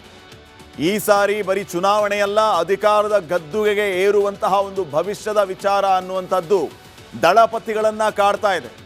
ಹೀಗಾಗಿ 2028ರ ಚುನಾವಣೆ ಭಾರಿ ಅಳೆದು ತೂಗಿ ಕ್ಷೇತ್ರದಲ್ಲಿ ಅಭ್ಯರ್ಥಿಗಳನ್ನು ಹಾಕುವಂತಹದ್ದು ಒಂದು ದೊಡ್ಡ ಸವಾಲಿನ ಕೆಲಸ ಆಗಿದೆ. ಈಗ ಸದ್ಯಕ್ಕೆ ಮಾತುಕತೆ ಆಗಿರೋದು, ಚರ್ಚೆ ಆಗ್ತಾ ಇರೋದು ನಿಖಿಲ್ ಕುಮಾರಸ್ವಾಮಿ ಅವರನ್ನ ಈ ಸಾರಿಯೂ ಕೂಡ ಅದೃಷ್ಟ ಪರೀಕ್ಷೆಗೆ ಇಳಿಸೋದು. ಎಲ್ಲಿಯಿಂದ? ಚಾಮರಾಜ ಕ್ಷೇತ್ರದಿಂದ. ನಿಖಿಲ್ ಕುಮಾರಸ್ವಾಮಿಯವರನ್ನ ಚಾಮರಾಜ ಕ್ಷೇತ್ರದಿಂದ ಅಖಾಡಕ್ಕಿಳಿಸೋದು. ಈ ಬಿಜೆಪಿಯ ಪ್ರತಾಪ್ ಸಿಂಹ ಕೂಡ ಇದೇ ಕ್ಷೇತ್ರದ ಮೇಲೆ ಬಿಜೆಪಿಯಿಂದ ಕಣ್ಣಿಟ್ಟಿದ್ದಾರೆ. ಹಾಗಿದ್ರೆ ಮೈತ್ರಿಯಲ್ಲಿ ಯಾರು ಕ್ಯಾಂಡಿಡೇಟ್ ಆಗ್ತಾರೆ? ಮೈತ್ರಿ ಮುಂದುವರೆದರೆ, ಇಲ್ಲ ಅಂತಂದ್ರೆ ಪ್ರತಾಪ್ ಸಿಂಹ ಬಿಜೆಪಿಯು ಕೂಡ ನಿಖಿಲ್ ಅವರಿಗೆ ಸಪೋರ್ಟ್ ಮಾಡುತ್ತಾ? ಟೂ ಅರ್ಲಿ ಇದು ಮಾತಾಡೋದು, ಬಟ್ ಈ ರೀತಿಯ ಸಾಧ್ಯತೆಗಳ ಬಗ್ಗೆ ಚರ್ಚೆಗಳಾಗ್ತಾ ಇದೆ. ಚಾಮರಾಜ ಕ್ಷೇತ್ರದಿಂದ ನಿಖಿಲ್ ಕುಮಾರಸ್ವಾಮಿ ಅವರನ್ನ ಅಖಾಡಕ್ಕಿಳಿಸಬೇಕು. ಚಾಮರಾಜ ಕ್ಷೇತ್ರ ಯಾಕೆ? ನಿಮಗೆಲ್ಲ ಗೊತ್ತಿರುವ ಹಾಗೆ ಹಳೆ ಮೈಸೂರು ಭಾಗದಲ್ಲಿ JDSನ ಪ್ರಭಾವ ಯಾವ ರೀತಿ ಇದೆ? ಮೊದಲಿದ್ದ ಪ್ರಭಾವ, ಆ JDSನ ಭದ್ರಕೋಟೆ ಕಾರಣಾಂತರಗಳಿಂದ ಕೆಲವು ಕಡೆ ಛಿದ್ರ ಆಗಿದೆ. ಆದರೆ ಮತ್ತೆ ಆ ಭದ್ರಕೋಟೆಯನ್ನ ಭದ್ರ ಮಾಡಿ JDSನ ಬಾವುಟವನ್ನ ಹಾರಿಸಬೇಕು ಅನ್ನುವಂಥದ್ದು ದಳಪತಿಗಳ ಲೆಕ್ಕಾಚಾರ.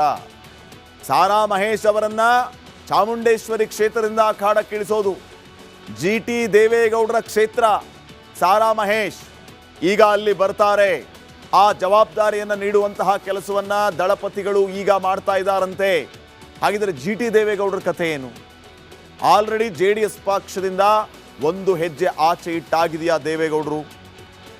GT ದೇವೇಗೌಡರನ್ನ ಮತ್ತೆ ಮನವೊಲಿಸಿ ಪಕ್ಷದಲ್ಲಿ ಮುಂದುವರಿಸುವ ಕೆಲಸ ಆಗುತ್ತಾ? ಅಥವಾ GT ದೇವೇಗೌಡರಿಗೆ ಗೇಟ್ ಪಾಸ್ ಕೊಡುವಂತ ಕೆಲಸ ಆಗ್ಬಿಡುತ್ತಾ ಈ ಸಾರಿ?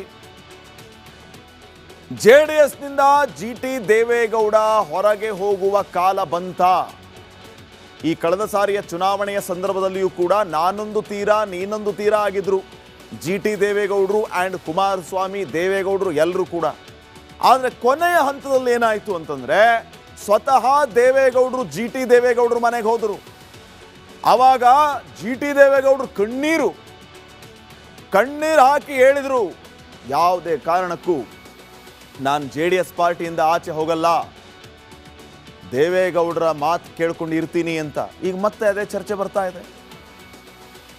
ಹಾಗಿದ್ರೆ GT ದೇವೇಗೌಡರು ಈ ಸಾರಿ ನಿಜಕ್ಕೂ ಹೊರ ಹೋಗೋ ಕಾಲ ಬಂದುಬಿಡ್ತಾ?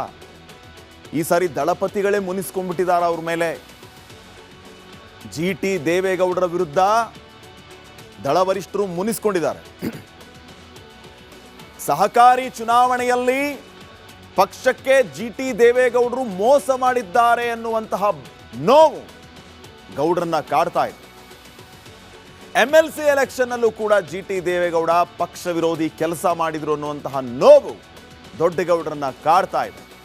ಪದೇ ಪದೇ ಸಿದ್ದರಾಮಯ್ಯ ಅವರನ್ನ ಹೊಗಳುವಂತ ಕೆಲಸ GT ದೇವೇಗೌಡರಿಂದ ಆಗ್ತಾನೆ ಇದೆ. ಅದು ಹಳೆ ಮೈಸೂರು ಭಾಗದಲ್ಲಿ ನಮ್ಮ ಪಾರ್ಟಿಯ ಮೇಲೆ ಪರಿಣಾಮ ಬೀರುತ್ತೆ. ಆಸೆ ಇದ್ರೆ ಕಾಂಗ್ರೆಸ್ಗೆ ಹೋಗ್ಬಿಡ್ಲಿ ಅನ್ನುವಂತಹ ಇರಾದೆಗೆ ಬಂದಂಗಿದೆ ದೇವೇಗೌಡರು. ಸೊ HD ಕುಮಾರಸ್ವಾಮಿ ಜೊತೆಗೆ GT ದೇವೇಗೌಡರಿಗೆ ಮನಸ್ತಾಪ ಇರೋದು ಒಂದು ಕಾರಣ ಆಗ್ತಾ ಇದೆ. GT ದೇವೇಗೌಡರನ್ನ ಮನವೊಲಿಕೆ ಮಾಡಿದ್ದು ದೇವೇಗೌಡರು, ಆದರೂ ಬದಲಾಗಲಿಲ್ಲ GT ದೇವೇಗೌಡರ ವರ್ತನೆ. ಇದೇ ಕಾರಣಕ್ಕೆ ಅಭ್ಯರ್ಥಿಯನ್ನ ಬದಲು ಮಾಡೋದಕ್ಕೆ JDS ಈ ಸಾರಿ ಮುಂದಾಗಿದೆ. 2028ರಲ್ಲಿ ಚಾಮುಂಡೇಶ್ವರಿ ಕ್ಷೇತ್ರದಿಂದ ಸಾರಾ ಮಹೇಶ್ ಅವರನ್ನ ಅಖಾಡಕ್ಕಿಳಿಸೋದಕ್ಕೆ ದೇವೇಗೌಡರು ಈ ಸಾರಿ ಪ್ಲಾನ್ ಮಾಡ್ಕೊಂಡಿದ್ದಾರೆ. ಅಲ್ಲಿಗೆ GT ದೇವೇಗೌಡರಿಗೆ JDSನಿಂದ ಟಾಟಾ ಬಾಯ್ ಬಾಯ್. ಈ ಹಿಂದೆಯೇ GTDಗೆ ಒಂದು ಹಂತದ ಶಾಕ್ ನೀಡಿತ್ತು JDS. ಕಮಿಟಿ ಅಧ್ಯಕ್ಷ ಸ್ಥಾನದಿಂದ GT ದೇವೇಗೌಡರಿಗೆ ಗೇಟ್ ಪಾಸ್ ಕೊಟ್ಟಿತ್ತು. ಇಲ್ಲೂ ಅಷ್ಟೇ ಕುಮಾರಸ್ವಾಮಿ GT ದೇವೇಗೌಡರು ನಾನೊಂದು ತೀರಾ ನೀನೊಂದು ತೀರಾ. ಆದರೆ ಕೊನೆ ಹಂತದಲ್ಲಿ ಎಲ್ಲ ಮನಸ್ತಾಪಗಳನ್ನು ಶಮನಗೊಳಿಸಿ ದೇವೇಗೌಡರು GT ದೇವೇಗೌಡರು ಮನೆಗೆ ಹೋದರು. ಆವಾಗ ಏನೆಲ್ಲ ಮಾತಾಗಿತ್ತು ತಮಗೆಲ್ಲರಿಗೂ ಗೊತ್ತಿದೆ. ಈಗ ಮತ್ತೆ ಆ ರೀತಿಯ ಪರಿಸ್ಥಿತಿ ಬಂದಿದೆ. GT ದೇವೇಗೌಡರು JDSನಲ್ಲೇ ಉಳ್ಕೊಳ್ತಾರ? ಎಲ್ಲ ಮನಸ್ತಾಪಗಳು ಮತ್ತೆ ದೂರ ಆಗತ್ತಾ? ಅಥವಾ ಈ ಸಾರಿ ಪರ್ಮನೆಂಟ್ ಆಗಿ JDSಗೆ ಗುಡ್ ಬೈ ಹೇಳ್ತಾರಾ GT ದೇವೇಗೌಡರು, ಅಥವಾ ಇವ್ರು ಹೇಳಿಸ್ತಾರ? ಎಲ್ಲದಕ್ಕೂ ಕೂಡ ಕಾಲವೇ ಉತ್ತರ ಕೊಡ್ಲಿಕ್ಕಿದೆ. ಇನ್ನು ನೆಕ್ಸ್ಟ್ GT ದೇವೇಗೌಡರಿಗೆ ಶಾಕ್ ಕೊಡೋ ಬಗ್ಗೆ JDS MLC ಮಂಜೇಗೌಡರು ಏನ್ ಹೇಳಿದ್ದಾರೆ ನೀವೇ ಕೇಳಿ. ಒಂದು ವೇಳೆ ಭಯ ಅಂತ ಇದ್ದಿದ್ರೆ ಈಗ ಸಾರಾ ಮಹೇಶ್ವರನ್ನ ಯಾಕೆ ಕಣಕ್ಕಿಳಿಸ್ಲಿಕ್ಕೆ ನಾಳೆ ಚರ್ಚೆ ಕರೆದಿದ್ದಾರೆ? ಸಾರಾ ಮಹೇಶ್ವರ ಅಭಿಪ್ರಾಯ ಏನಾಗಿದೆ ಸರ್ ಚಾಮುಂಡೇಶ್ವರಿ? ಅವರು ನಿಲ್ಲಿಕ್ಕೆ ಒಪ್ಕೊಂಡಿದ್ದಾರೆ, ನಿಂತ್ಕೋತಾರೆ. ಅವರು ಚಾಮುಂಡೇಶ್ವರಿನಲ್ಲಿ ಅವರು ಕಣಕ್ಕಿಳಿತಾರೆ, ಸ್ಪರ್ಧೆ ಮಾಡ್ತಾರೆ, ಗೆಲ್ಲಿಸ್ತೀವಿ ನಾವು. ಸಾರಾ ಮಹೇಶ್ವರ ಯಾಕೆ ಚಾಮುಂಡೇಶ್ವರಿಗೆ? ಸಾರಾ ಮಹೇಶ್ವರಿ ಯಾಕೆ ಚಾಮುಂಡೇಶ್ವರಿಗೆ ಅಂದರೆ ಯಾರೊಬ್ರು ಬೇಕಲ್ಲ. ಈಗ ನಾನು ನಿಂತ್ಕೋಬೋದಾಗಿತ್ತು, ನಾನು ಎಮ್ ಎಲ್ ಸಿ ಇದ್ದೇನೆ. ಅದರೊಳಗಡೆ ಏನಾದರೂ ನಮ್ಮ ಪಕ್ಷದ ವರಿಷ್ಠರು ಏನಾದ್ರೂ ಸಾರಾ ಮಹೇಶ್ವರೇ ನಿಂತ್ಕೋಬೇಕು ಅಂದರೆ ಅವರೇ ನಿಂತ್ಕೋತಾರೆ. ಮೈಸೂರಿನ ಚಾಮರಾಜ ಕ್ಷೇತ್ರದಲ್ಲಿ ದೊಡ್ಡ ಸಮರ ಫಿಕ್ಸ್, ಅದರಲ್ಲಿ ಯಾವುದೇ ರೀತಿಯ ಸಂದೇಹ ಬೇಡ. ಚಾಮರಾಜ ಕ್ಷೇತ್ರಕ್ಕಾಗಿ ಈಗಾಗಲೇ ನಾನು ಹೇಳ್ತಾ ಇದ್ನಲ್ಲ, ಬಿಜೆಪಿಯಲ್ಲೇ ದೊಡ್ಡ ಕಿತ್ತಾಟ ನಡೀತಾ ಇದೆ. ನರೇಂದ್ರ ಪ್ರತಾಪ್ ಸಿಂಹ ವಿರುದ್ಧ ಯಾವ ರೀತಿ ಸಮರ ಆಗ್ತಾ ಇದೆ ಅಂತಂದ್ರೆ, ಚಾಮರಾಜ ಕ್ಷೇತ್ರದ ಟಿಕೆಟ್ ಮೇಲೆ ಮಾಜಿ ಸಂಸದ ಪ್ರತಾಪ್ ಸಿಂಹ ಕಣ್ಣಿಟ್ಟಿದ್ದಾರೆ. ಆ ಕಡೆ 4,000 ಮತಗಳಿಂದ ಸೋತಂತಹ ನರೇಂದ್ರ ಅವರು ಕೂಡ ನಾನು ಯಾಕೆ ಕ್ಷೇತ್ರವನ್ನು ಬಿಟ್ಟುಕೊಡ್ಲಿ ಅಂತಿದ್ದಾರೆ. ಈ ಕಡೆ ಅದೇ ಚಾಮರಾಜ ಕ್ಷೇತ್ರದಿಂದ ಟಿಕೆಟ್ಗಾಗಿ ನಿಖಿಲ್ ಅವರು ಕೂಡ JDSನಿಂದ ಅಖಾಡಕ್ಕೆ ಬರ್ತಾರೆ. ಒಂದು ಕಡೆ ಪ್ರತಾಪ್ ಸಿಂಹ, ನಾಗೇಂದ್ರ ಬಿಜೆಪಿಯಲ್ಲಿ. ಯಾರಿಗೆ ಟಿಕೆಟ್ ನೀಡಿದರೂ ಕೂಡ ಬಂಡಾಯದ ಭೀತಿಯ ಸಾಧ್ಯತೆ. ಪ್ರತಾಪ್ ಸಿಂಹ ಕಣ್ಣಿಟ್ಟ ಚಾಮರಾಜ ಕ್ಷೇತ್ರಕ್ಕೆ ನಿಖಿಲ್ ಎಂಟ್ರಿ ಆದರೆ ಅಲ್ಲಿ ಯಾವ ರೀತಿಯ ಸ್ಪರ್ಧೆ ಇರುತ್ತೆ. ಪ್ರತಾಪ್ ಸಿಂಹಗೂ ಬೇಡ, ನಾಗೇಂದ್ರಗೂ ಬೇಡ, ನಿಖಿಲ್ಗೆ ಕೊಟ್ಬಿಡೋಣ ಅಥವಾ ಬೆಂಬಲ ಘೋಷಿಸಿ ಬಿಡೋಣ ಅಂತ ಬಿಜೆಪಿ ಅವರು ಅಂದ್ಬಿಟ್ರೆ, ಇಬ್ಬರ ಬದಲು ನಿಖಿಲ್ ಕುಮಾರಸ್ವಾಮಿಗೆ ಟಿಕೆಟ್ ಕೊಡಿ ನಮ್ಮ ಮೈತ್ರಿಯಿಂದ ಅಂತ ಅಂದ್ಬಿಟ್ರೆ, ಬಿಜೆಪಿ ನಾಯಕರಿಗೆ ಕುಮಾರಸ್ವಾಮಿ ಅವರು ಮನವಿಯನ್ನ ಮಾಡಲಿಕ್ಕಿದ್ದಾರೆ. 2023ರಲ್ಲಿ ಕೇವಲ 4,549 ಮತ ಪಡೆದಿದ್ದು JDSನ ಅಭ್ಯರ್ಥಿ. ಚಾಮರಾಜ ಕ್ಷೇತ್ರದಲ್ಲಿ JDSಗೆ ಠೇವಣಿ ಕೂಡ ಸಿಕ್ಕಿರಲಿಲ್ಲ. ಅಲ್ಲಿ ಅದೇ ಕ್ಷೇತ್ರದ ಮೇಲೆ ಈಗ ನಿಖಿಲ್ ಕಣ್ಣಿಟ್ಟಿದ್ದಾರೆ. ಅದ್ಯಾವ ನಂಬಿಕೆ ಮೇಲೆ, ಅದ್ಯಾವ ತಂತ್ರಗಾರಿಕೆ ಮೇಲೆ ಕಣ್ಣಿಟ್ಟಿದ್ದಾರೋ ಗೊತ್ತಿಲ್ಲ. ಯಾಕಂದ್ರೆ ಠೇವಣಿ ಕಳ್ಕೊಂಡಿದ್ರು ಲಾಸ್ಟ್ ಟೈಮಲ್ಲಿ JDS ಕ್ಯಾಂಡಿಡೇಟ್. ಈಗ ನಿಖಿಲ್ ಅಲ್ಲಿ ಬಂದ್ಬಿಟ್ರೆ ಏನು ಜಾದು ಆಗ್ಬಿಡುತ್ತಾ, ಇವರಿಬ್ಬರು ಸುಮ್ಮನೆ ಇರ್ತಾರಾ ಅನ್ನುವಂತಹ ಪ್ರಶ್ನೆಯೂ ಕೂಡ ಇದೆ. ಇವೆಲ್ಲವೂ ಕೂಡ 2028ಕ್ಕೆ ಗೊತ್ತಾಗುತ್ತೆ. ಬಹಳ ಮುಖ್ಯವಾದಂಥ 2 ವಿಚಾರಗಳಂತಂದ್ರೆ, ಬಿಜೆಪಿ JDS ಮೈತ್ರಿ 2028ರ ವಿಧಾನಸಭೆ ಚುನಾವಣೆಗೆ ಹಾಗೇ ಮುಂದುವರಿಯುತ್ತಾ ಅನ್ನುವಂಥದ್ದು ಒಂದು. ಮೈತ್ರಿ ಅದೇ ರೀತಿ ಮುಂದುವರೆದ್ರೆ ಕ್ಷೇತ್ರ ಹಂಚಿಕೆ ವಿಚಾರದಲ್ಲಿ ಲೆಕ್ಕಾಚಾರಗಳು ಉಲ್ಟಾ ಆಗ್ಬೋದು, ಅಥವಾ ನಮಗೆ ಇಂಥದ್ದೇ ಕ್ಷೇತ್ರ ಬೇಕು ಅಂತ JDSನವರು ಕೂರ್ಬೋದು. ಅದು ವ್ಯತ್ಯಾಸ ಆದರೆ ಮತ್ತೆ ಇಬ್ಬಾಗ ಆಗ್ಬೋದು. ಇಬ್ಬಾಗ ಆದರೆ ಇಲ್ಲಿ ಮತ್ತೆ ಫೈಟ್ ನೆಕ್ಸ್ಟ್ ಲೆವೆಲ್ಗೆ ಇರುತ್ತೆ. ಭಾರಿ ಮಜಾ ಇರುತ್ತೆ ಫೈಟ್. ನೋಡೋಣ ಏನೇನಾಗುತ್ತೆ ಅಂತ. ನೆಕ್ಸ್ಟ್ ರಾಜ್ಯ ರಾಜಕೀಯದಲ್ಲಿ ಬಳ್ಳಾರಿ ಕಿಚ್ಚು ಧಗಧಗಿಸ್ತಾನೇ ಇದೆ. ಅದರಲ್ಲೂ DCM DK ಶಿವಕುಮಾರ್ ವಿರುದ್ಧ ಜನಾರ್ದನ್ ರೆಡ್ಡಿ ನೀಡಿರುವಂತಹ ಹೇಳಿಕೆ ಕಾಂಗ್ರೆಸ್ಸಿಗರನ್ನ ಕೆರಳಿಸಿದೆ. ಸಿದ್ದರಾಮಯ್ಯ ಅಂತೂ ಗಣಿ ಧಣಿ ವಿರುದ್ಧ ಕಿಡಿಕಾರಿದ್ದಾರೆ.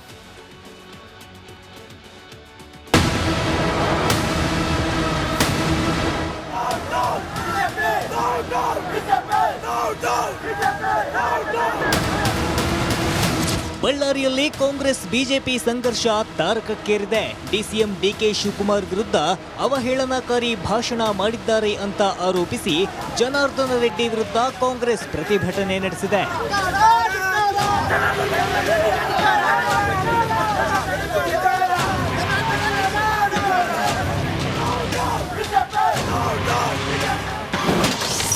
ಬಳ್ಳಾರಿಯಲ್ಲಿ ನಿಲ್ಲದ ಕಾಂಗ್ರೆಸ್ ಬಿಜೆಪಿ ಸಂಘರ್ಷ. ಜನಾರ್ದನ ರೆಡ್ಡಿ ಮನೆಗೆ ಕೈಪಡೆ ಮುತ್ತಿಗೆ ಯತ್ನ.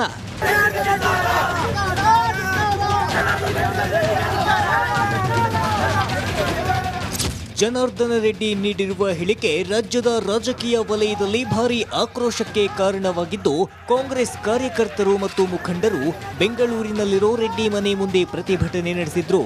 ಗಣಿದಣಿ ಮನೆಗೆ ಮುತ್ತಿಗೆ ಹಾಕಲು ಯತ್ನಿಸಿದ್ರು. ಜನಾರ್ದನ್ ರೆಡ್ಡಿ ಈ ರಾಜ್ಯದ ಗಣಿ ಸಂಪತ್ತನ್ನ ಲೂಟಿ ಮಾಡಿ ಜೈಲಿಗೆ ಹೋಗಿ ಬಂದಿರತಕ್ಕಂಥವನು ಇವತ್ತು ಅಪರಾಧ ಆರೋಪಿ ಆಗಿದ್ದಾನೆ. ಈ ಒಬ್ಬ ವ್ಯಕ್ತಿ ಶಾಸಕನಾಗಿ ಇವತ್ತು ಒಬ್ಬ ಮಾಜಿ ಮಂತ್ರಿಯಾಗಿ ರಾಜ್ಯದ ಗೌರವಾನ್ವಿತ ನಮ್ಮ KPC ಅಧ್ಯಕ್ಷರ ಬಗ್ಗೆ ಹಾಗೂ ಉಪಮುಖ್ಯಮಂತ್ರಿಗಳ ಬಗ್ಗೆ ಏಕವಚನ ಪದ ಬಳಸಿದ್ದಾನೆ. ಏನು ಅದನ್ನ ನಾನು ಮಾಧ್ಯಮ ಮುಂದೆ ಹೇಳಕ್ಕಾಗಲ್ಲ. ಒಬ್ಬ ಜವಾಬ್ದಾರಿ ಸ್ಥಾನದಲ್ಲಿ ಇರತಕ್ಕಂಥ ವ್ಯಕ್ತಿ ಈ ರೀತಿ ಪದ ಬಳಸಿದ್ದಾನೆ. ಇವನು ನಿಜವಾದ ಗಂಡಸಾಗಿದ್ರೆ, ಇವನು ನಿಜವಾದ ಜನಪ್ರತಿನಿಧಿ ಆಗಿದ್ರೆ ಕಾಂಗ್ರೆಸ್ ಕಾರ್ಯಕರ್ತರ ಮುಂದೆ ಬಂದು ಸವಾಲ್ ಹಾಕ್ಲಿ. ಜನಾರ್ದನ ರೆಡ್ಡಿ ರಾಮುಲುಗೆ ಸಂಸ್ಕೃತಿ ಇಲ್ಲ. ಅವ್ರಿಗೆ ಸಂಸ್ಕೃತಿ ಇಲ್ಲ ಅನ್ನೋದು ಭಾಳ ಸ್ಪಷ್ಟವಾಗಿ ಗೊತ್ತಾಗುತ್ತೆ. ಬಿ ಜೆ ಪಿಯವರಿಗೆ ಸಂಸ್ಕೃತಿ ಇಲ್ಲ. ಹಾಗಾದರೆ ಜನಾರ್ದನ್ ರೆಡ್ಡಿಗೆ ಬಳ್ಳಾರಿ ರಿಪಬ್ಲಿಕ್ ಆಫ್ ಬಳ್ಳಾರಿ ಅಂತ ಮಾಡಿದವ್ರು ಯಾರು ಬರೆದಿದ್ದದು? ಸಂತೋಷ್ ಹೆಗ್ಡೆಯವರು ಲೋಕಾಯುಕ್ತರಾಗಿದ್ದಾಗ ವರದಿ ಕೊಟ್ಟಿದ್ದಾರೆ. ರಿಪಬ್ಲಿಕ್ ಆಫ್ ಬಳ್ಳಾರಿ ಅಂತ ಬರೆದವ್ರು ಯಾರು? ಯಾರಿಂದ ಆದ್ದು ರಿಪಬ್ಲಿಕ್ ಆಫ್ ಬಳ್ಳಾರಿ? ರೆಡ್ಡಿ ರಾಮುಲುನಿಂದ ನಾವು ಪಾಠ ಕಲಿಬೇಕಾ? ಅವ್ರಿಗೆ ಪ್ರಜಾಪ್ರಭುತ್ವದಲ್ಲಿ ನಂಬಿಕೆ ಇಲ್ಲ, ಸಂಸದೀಯ ವ್ಯವಸ್ಥೆನಲ್ಲಿ ನಂಬಿಕೆ ಇಲ್ಲ, ಸಂಸ್ಕೃತಿ ಸರಿ ಇಲ್ಲ ಅವ್ರಿಗೆ. ಗೂಂಡಾಗಿರಿ ಮಾಡ್ತಾ ಇದ್ದವರು ಅವರು. ಅವರಿಂದ ನಾವು ಪಾಠ ಕಲಿಬೇಕಾ? ಬಳ್ಳಾರಿ ರಾಜಕೀಯ ದೊಡ್ಡ ಮಟ್ಟದಲ್ಲಿ ಸದ್ದು ಮಾಡ್ತಿದೆ.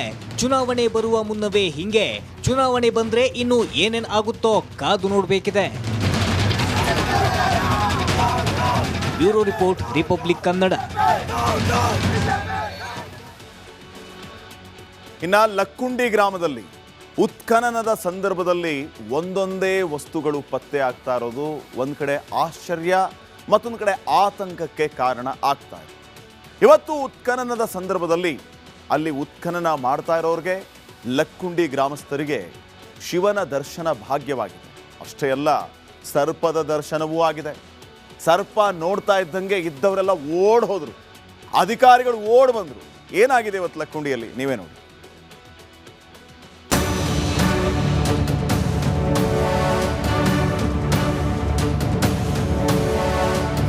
ಐತಿಹಾಸಿಕ ಲಕ್ಕುಂಡಿ ಗ್ರಾಮದಲ್ಲಿ ನಿಧಿ ಸಿಕ್ಕ ಬೆನ್ನಲ್ಲೇ ಉತ್ಖನನ ಕಾರ್ಯ ನಡೀತಾ ಇದೆ. ಆದರೆ ಇವಾಗ ಇಡೀ ರಾತ್ರಿ ಎಲ್ಲ ಈ ಒಂದು ವಿದ್ಯಾದಾನ ಶಿಕ್ಷಣ ಸಂಸ್ಥೆಯ ಜಾಗ ಏನಿತ್ತು ಇದನ್ನು ತೆರವು ಮಾಡಿದ್ರು. ಆ ತೆರವು ಮಾಡಿದಂಥ ಸಮಯದಲ್ಲಿ ಹಳೆ ಕಾಲದ ಗೋಡೆ ಕೂಡ ಗೋಚರವಾಗಿದೆ. ಆ ಗೋಡೆಯಲ್ಲಿ ಚಿಕ್ಕದೊಂದು ಶಿವಲಿಂಗ ಪ್ರತ್ಯಕ್ಷವಾಗಿರೋದು ಸಾಕಷ್ಟು ಕುತೂಹಲಕ್ಕೆ ಕಾರಣವಾಗಿದೆ.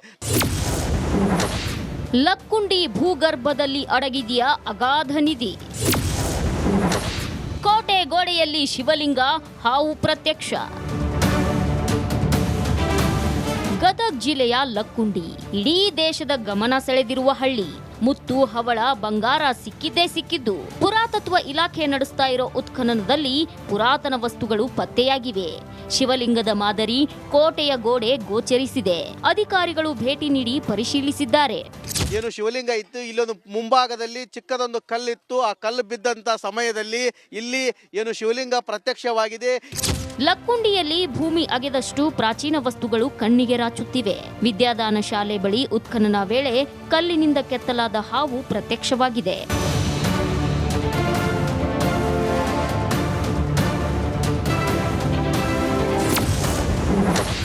ಉತ್ಖನನ ಸ್ಥಳಕ್ಕೆ ಜಿಲ್ಲಾಧಿಕಾರಿ ದೌಡು, ಪರಿಶೀಲನೆ.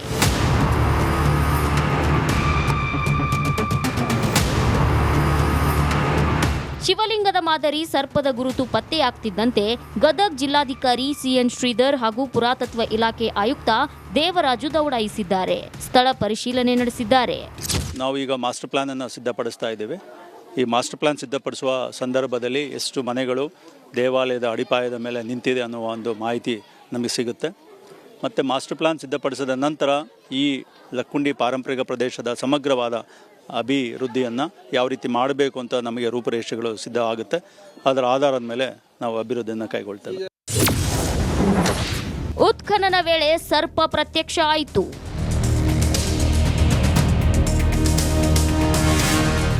ಉತ್ಖನನ ಜಾಗದಲ್ಲಿ ಬೃಹತ್ ಆಕಾರದ ಹಾವು ಪ್ರತ್ಯಕ್ಷ ಆಗಿದ್ದು, ಗ್ರಾಮದಲ್ಲಿ ಆತಂಕದ ಕಾರ್ಮೋಡ ಆವರಿಸಿದೆ.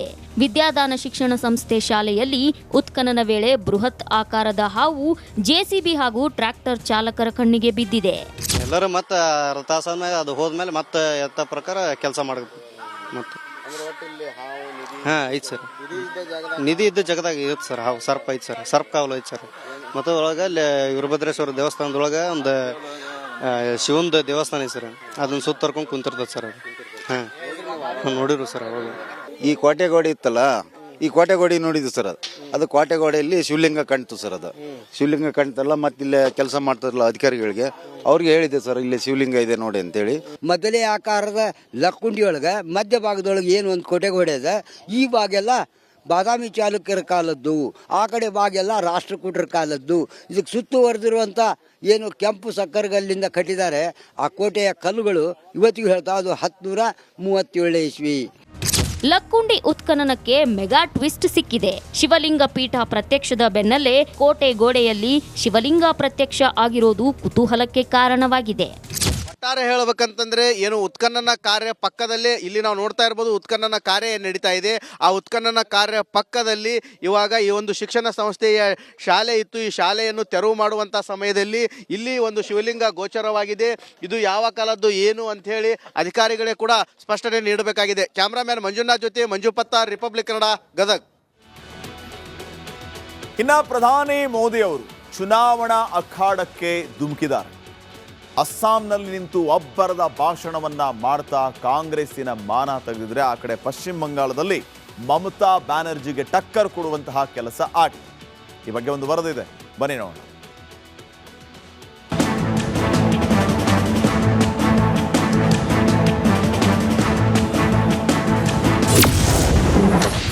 ಅಸ್ಸಾಂ ಪಶ್ಚಿಮ ಬಂಗಾಳ ಗೆಲ್ಲಲು ಮೋದಿ ತಂತ್ರ.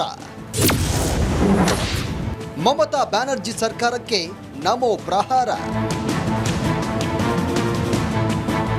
ದೇಶದ ಅತಿದೊಡ್ಡ ರಾಜ್ಯಗಳಲ್ಲಿ ಒಂದಾದ ಪಶ್ಚಿಮ ಬಂಗಾಳ, ಈಶಾನ್ಯ ರಾಜ್ಯಗಳಲ್ಲಿ ಪ್ರಮುಖವಾದ ಅಸ್ಸಾಂನಲ್ಲಿ ಮೋದಿ ಇವತ್ತು ಅಬ್ಬರಿಸಿದ್ರು. 6,950 ಕೋಟಿಗೂ ಹೆಚ್ಚು ವೆಚ್ಚದಲ್ಲಿ ನಿರ್ಮಿಸಲಾಗ್ತಾ ಇರುವಂಥ ಕಾಜಿರಂಗ ಎಲಿವೇಟೆಡ್ ಕಾರಿಡಾರ್ ಯೋಜನೆಗೆ ಶಂಕುಸ್ಥಾಪನೆ ನೆರವೇರಿಸಿದ್ರು.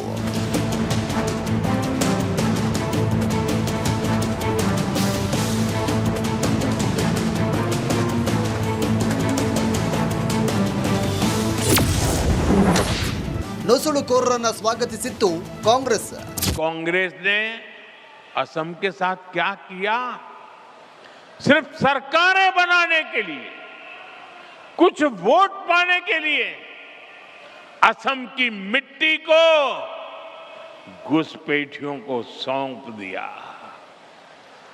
कांग्रेस ने दशकों तक असम में सरकारें बनाई. इस दौरान लगातार घुसपैठ बढ़ती गई. ಬಿಜೆಪಿ ದೇಶದ ಜನರ ನೆಚ್ಚಿನ ಪಾರ್ಟಿಯಾಗಿದೆ. बीजेपी पूरे देश में लोगों की पहली पसंद बन गई है. हाल ही में बिहार में चुनाव हुए, वहां 20 वर्ष बाद भी जनता ने बीजेपी को रिकॉर्ड वोट दिए हैं. जीत मुंबई में हो रही है, जश्न काजीरंगा में मनाया जा रहा है. ಎಲ್ಲ ಕಡೆಯಲ್ಲೂ ಕಾಂಗ್ರೆಸ್ ತಿರಸ್ಕೃತವಾಗಿದೆ. ಕಾಂಗ್ರೆಸ್ ಮುಂಬೈನಲ್ಲಿ ಹುಟ್ಟಿತ್ತು, ಅಲ್ಲೇ ನಾಶವಾಯಿತು. जिस मुंबई शहर में कांग्रेस का जन्म हुआ था, वहां वो आज चौथे या 5वें नंबर की पार्टी बन गई है. जिस महाराष्ट्र पर कांग्रेस ने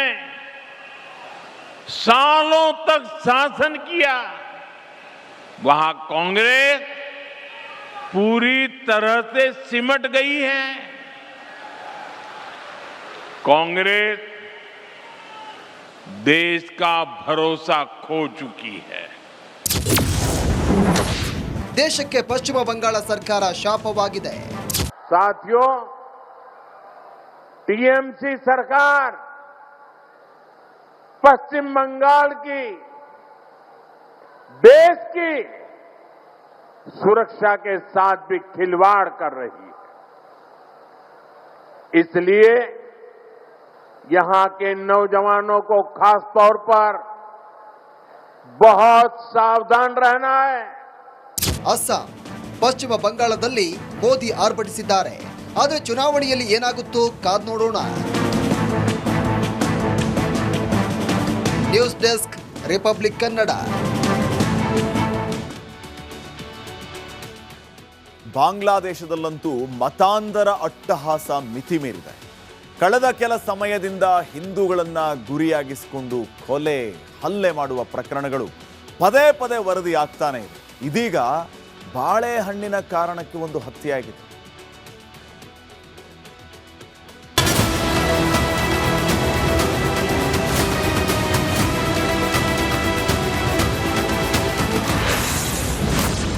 ಬಾಂಗ್ಲಾದಲ್ಲಿ ನಿಲ್ಲದ ಧರ್ಮಾಂಧರ ಅಟ್ಟಹಾಸ.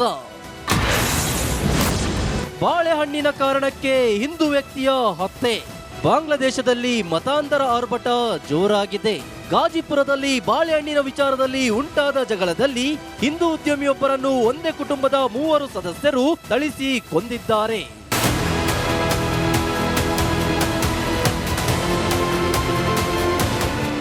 ಐವತ್ತೈದು ವರ್ಷದ ಲಿಟನ್ ಚಂದ್ರ ಘೋಷ್ ಬೈಶಾಖಿ ಸ್ವೀಟ್ ಮತ್ತು ಹೋಟೆಲ್ ನಡೆಸುತ್ತಿದ್ರು.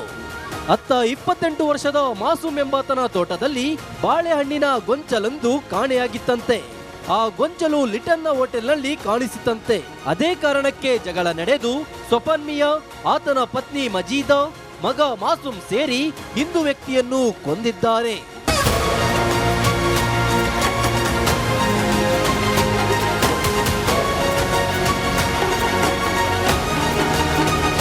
ಬಾಂಗ್ಲಾದೇಶದಲ್ಲಿ ಯೂನುಸ್ ನೇತೃತ್ವದ ಆಡಳಿತದಲ್ಲಿ ಹಿಂದೂಗಳ ಮೇಲೆ ಮುಸ್ಲಿಮರು ಹೆಚ್ಚಿನ ಸಂಖ್ಯೆಯಲ್ಲಿ ದಾಳಿ ಮಾಡುತ್ತಿದ್ದಾರೆ.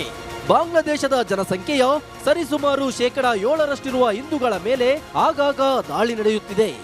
ಆದ್ರೂ ನೋಬೆಲ್ ಗಿರಾಕಿ ಯೂನುಸ್ ಬಾಯಿ ಮುಚ್ಚಿಕೊಂಡು ಕೂತಿದ್ದಾನೆ. News desk, Republic Kannada. ತಾನೊಬ್ಬನೇ ಸುಂಕಾಸ್ತ್ರ ವೀರ, ತಾನೊಬ್ಬನೇ ಟ್ಯಾಕ್ಸ್ನ ವೀರ ಅಂತ ಓಡಾಡ್ತಿರುವ ಟ್ರಂಪ್ಗೆ ಪ್ರಧಾನಿ ಮೋದಿಯವರು ಬರೋಬ್ಬರಿ ಶಾಕ್ ಕೊಟ್ಟಿದ್ದಾರೆ. ಟ್ರಂಪ್ ಒಬ್ಬರೇ ಟ್ಯಾಕ್ಸ್ಗಳನ್ನು ಹಾಕುವಷ್ಟಲ್ಲ, ಟ್ರಂಪ್ ಒಬ್ಬರೇ ಟ್ಯಾರಿಫ್ಗಳನ್ನು ಡಿಸೈಡ್ ಮಾಡುವಂಥವರಲ್ಲ, ನಾವು ಇದ್ದೀವಿ, ಇದು ನಮ್ಮ ಸರದಿ ಅನ್ನುವಂತಹ ಒಂದು ಖಡಕ್ ಸಂದೇಶ ಭಾರತದಿಂದ ಅಮೆರಿಕಕ್ಕೆ ರವಾನೆಯಾಗಿದೆ. ಇದರಿಂದ ಅಮೆರಿಕ ಈಗ ಶೇಕ್ ಆಗಿದೆ ಅಂತ ಭರ್ಜರಿ ಶಾಕ್ ಕೊಟ್ಟಿದ್ದಾರೆ ಟ್ರಂಪ್ಗೆ ಪ್ರಧಾನಿ ಮೋದಿಯವರು.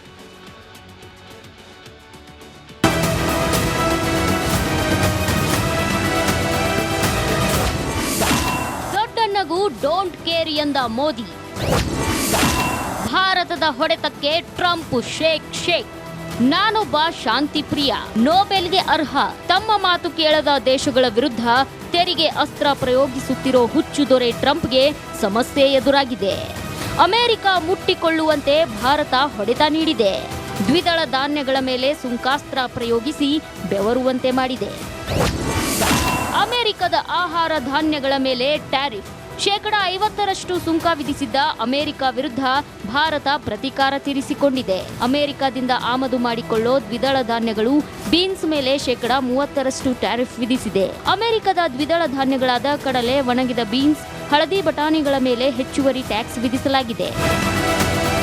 2019ರಲ್ಲಿ ಭಾರತವು ಅಮೆರಿಕದ ದ್ವಿದಳ ಧಾನ್ಯಗಳನ್ನು ಸಾಮಾನ್ಯೀಕೃತ ಆದ್ಯತೆಗಳ ವ್ಯವಸ್ಥೆಯಿಂದ ಹೊರಗಿಟ್ಟ ನಂತರ ಈ ವಿವಾದ ಮತ್ತಷ್ಟು ತೀವ್ರಗೊಂಡಿದೆ. ಈ ಸುಂಕ ಯುದ್ಧವು ಭಾರತ ಅಮೆರಿಕ ವ್ಯಾಪಾರ ಸಂಬಂಧಗಳಲ್ಲಿ ಹೊಸ ಬಿರುಕು ಮೂಡಿಸುವ ಭೀತಿ ಹೆಚ್ಚಿಸಿದೆ.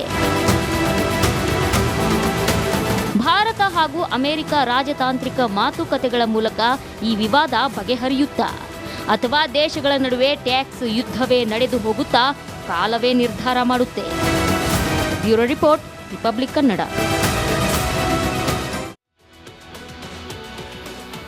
ಟ್ರಂಪ್ ಅನ್ಕೊಂಡಿರಬಹುದು ಭಾರತಕ್ಕೆ ಟ್ಯಾರಿಫ್ ಶಾಕ್ ಕೊಟ್ರೆ ನಾವು ಹೇಳ್ದಂಗೆ ಕೇಳ್ತಾರೆ ಅಂತ. ಖಂಡಿತ ಟ್ರಂಪ್ ಹಗಲುಗನಸು ಕಾಣಬಾರದು. ಟ್ರಂಪ್ಗೆ ಪ್ರಧಾನಿ ಮೋದಿ ಅವರು ಸರಿಯಾಗಿ ಶಾಕ್ ಕೊಟ್ಟಿದ್ದಾರೆ. ಇವರ ಈ ರೀತಿಯ ಡೋಂಬಿತನಕ್ಕೆ ಅಥವಾ ಇಲ್ಲ ಸಲ್ಲದ ಭಯ ಹುಟ್ಟಿಸುವಂಥ ವಾತಾವರಣ, ಅವರ ಹೇಳಿಕೆ ಯಾವುದಕ್ಕೂ ಕೂಡ ಸೊಪ್ಪು ಹಾಕುವಂಥ ಕೆಲಸ ಪ್ರಧಾನಿ ಮೋದಿಯವರಿಂದ ಆಗಿಲ್ಲ. ಸುಂಕ ಹೇರಿದ ಟ್ರಂಪ್ಗೆ ಮೋದಿ ಪ್ರತ್ಯಸ್ತ್ರವನ್ನು ನೀಡಿದ್ದಾರೆ. ಯಾವ ರೀತಿ ಪ್ರತ್ಯಸ್ತ್ರ ಅಂದರೆ ದ್ವಿದಳ ಧಾನ್ಯಗಳ ಮೇಲೆ ಭಾರತ ಸುಂಕಾಸ್ತ್ರವನ್ನು ಹಾಕಿದೆ. ಅಮೆರಿಕ ಭಾರತಕ್ಕಷ್ಟೇ ಹಾಕೋದಲ್ಲ, ಭಾರತವು ಅಮೆರಿಕಾಗೆ ಸುಂಕಾಸ್ತ್ರವನ್ನು ಹೇರಿದೆ. ಈ ಮೂಲಕ ಸೇರಿಗೆ ಸವ್ವಾ ಸೇರು. ಅಮೆರಿಕಾಗೆ ಭಯ ಬೀಳುವಂಥವ್ರು ಯಾರು ಇಲ್ಲ ಇಲ್ಲಿ. ನೀವು ನಮಗೆ ಸುಂಕಾಸ್ತ್ರನ, ನಾವು ನಿಮಗೆ ಪ್ರತ್ಯಾಸ್ತ್ರವನ್ನು ಕೊಡ್ತೀವಿ ತಗೊಳ್ಳಿ ಅಂತ ಮೋದಿ ಒಂದು ಖಡಕ್ ಸಂದೇಶವನ್ನ ಕೊಟ್ಟಿದ್ದಾರೆ. ಅಮೆರಿಕಾದ ಕೃಷಿ ಮೇಲೆ ಆತಂಕದ ಕಾರ್ಮೋಡ ಈಗ. ಟ್ರಂಪ್ಗೆ ಅಮೆರಿಕಾದ ಪ್ರಭಾವಿ ನಾಯಕರು ಪತ್ರ ಬರೆದಿದ್ದಾರೆ. ಅಮೆರಿಕ ದ್ವಿದಳ ಧಾನ್ಯ ಉತ್ಪಾದಕರ ಮೇಲೆ ಇದು ಪರಿಣಾಮ ಬೀರ್ತಾ ಇದೆ. ದ್ವಿದಳ ಧಾನ್ಯಗಳ ಮೇಲೆ ಭಾರತ ಸುಂಕಾಸ್ತ್ರವನ್ನ ಹೇರ್ತಾ ಇದೆ. ಇದರ ಬಗ್ಗೆ ಗಮನ ಹರಿಸಿ ದಯವಿಟ್ಟು ಅಂತ ಟ್ರಂಪ್ಗೆ ಅಲ್ಲಿನ ಪ್ರಭಾವಿ ನಾಯಕರು ಪತ್ರ ಬರೆದಿದ್ದಾರೆ. ಸುಂಕ ಏರಿಕೆಯಿಂದ ಹಲವು ಉತ್ಪನ್ನಗಳು ದುಬಾರಿಯಾಗುತ್ತೆ. ಹಳದಿ ಬಟಾಣಿ, ಮಸೂರ್ ಧಾನ್ಯಗಳಿಂದ ಆದಾಯ ಬರುತ್ತೆ ನಮಗೆ. ಉತ್ತರ ಡಕೋಟಾ, ಮಾಂಟಾನಾ ರೈತರಿಗೆ ಆದಾಯದ ಮೂಲವೇ ಈ ದ್ವಿದಳ ಧಾನ್ಯಗಳು. ಅದರ ಮೇಲೆ ಭಾರತ ಈ ಮಟ್ಟಿಗೆ ಸುಂಕಾಸ್ತ್ರವನ್ನ ಹಾಕಿದರೆ ನಾವು ಹೇಗೆ ಬದುಕೋಣ? ಈಗ ಅಮೆರಿಕಾದ ರೈತರನ್ನ ಕಾಡ್ತಾ ಇರುವಂತ ಚಿಂತೆ ಇದೆ. ಭಾರತದ ಸುಂಕಾಸ್ತ್ರದಿಂದ ಉತ್ಪನ್ನಗಳು ದುಬಾರಿಯಾಗುತ್ತೆ. ಭಾರತದಲ್ಲಿ ಬಳಕೆ ಆಗುವ ಹಳದಿ ಬಟಾಣಿಗಳ ಮೇಲೆ ಸುಂಕ ಹಾಕಿದರೆ ನಾವು ಹೇಗೆ ಇದನ್ನ ಉತ್ಪಾದಿಸೋದು? ನಮಗೆ ಸಮಸ್ಯೆ ಆಗುತ್ತೆ ಅನ್ನುವಂಥ ಆತಂಕ ಅವರನ್ನ ಕಾಡ್ತಾ ಇದೆ. ಹೀಗಾಗಿ ಪ್ರಭಾವಿ ನಾಯಕರು ಟ್ರಂಪ್ಗೆ ಪತ್ರ ಬರೆದಿದ್ದಾರೆ, ಇದರ ಬಗ್ಗೆ ಗಮನ ಹರಿಸಿ ಅಂತ ಹೇಳಿ. ಈ ಮೂಲಕ ಮೋದಿ ಕೂಡ ಅಮೆರಿಕಕ್ಕೆ ಒಂದು ಸ್ಟ್ರಾಂಗ್ ಮೆಸೇಜ್ ಪಾಸ್ ಮಾಡಿದ್ದಾರೆ. ನಿಮ್ಮ ಟ್ಯಾರಿಫ್ಗಳು ನಿಮ್ಮ ಹತ್ರ ಇರಲಿ. ಸುಂಕಾಸ್ತ್ರಗಳನ್ನು ನಮ್ಮ ಮೇಲೆ ಬಳಸಕ್ಕೆ ಬಂದರೆ ನಮ್ಮ ಹತ್ರನೂ ನಮ್ಮ ಬತ್ತಳಿಕೆಯಲ್ಲೂ ಆಯುಧಗಳಿದೆ ಅಂತ ಹೇಳಿ. ಈ ಮೂಲಕ ಸೇರಿಗೆ ಸವ್ವಾ ಸೇರು ಅಮೆರಿಕಾದ ವಿರುದ್ಧ ನಮ್ಮ ಭಾರತದಿಂದ. ಇದಾಗಿತ್ತು ಇವತ್ತಿನ ಕರ್ನಾಟಕ ಪ್ರೈಮ್ ಟೈಮ್. ನೋಡ್ತಾ ಇರಿ ರಿಪಬ್ಲಿಕ್ ಕನ್ನಡ, ಇದು ನಿಮ್ಮ ಧ್ವನಿ. ನಮಸ್ಕಾರ.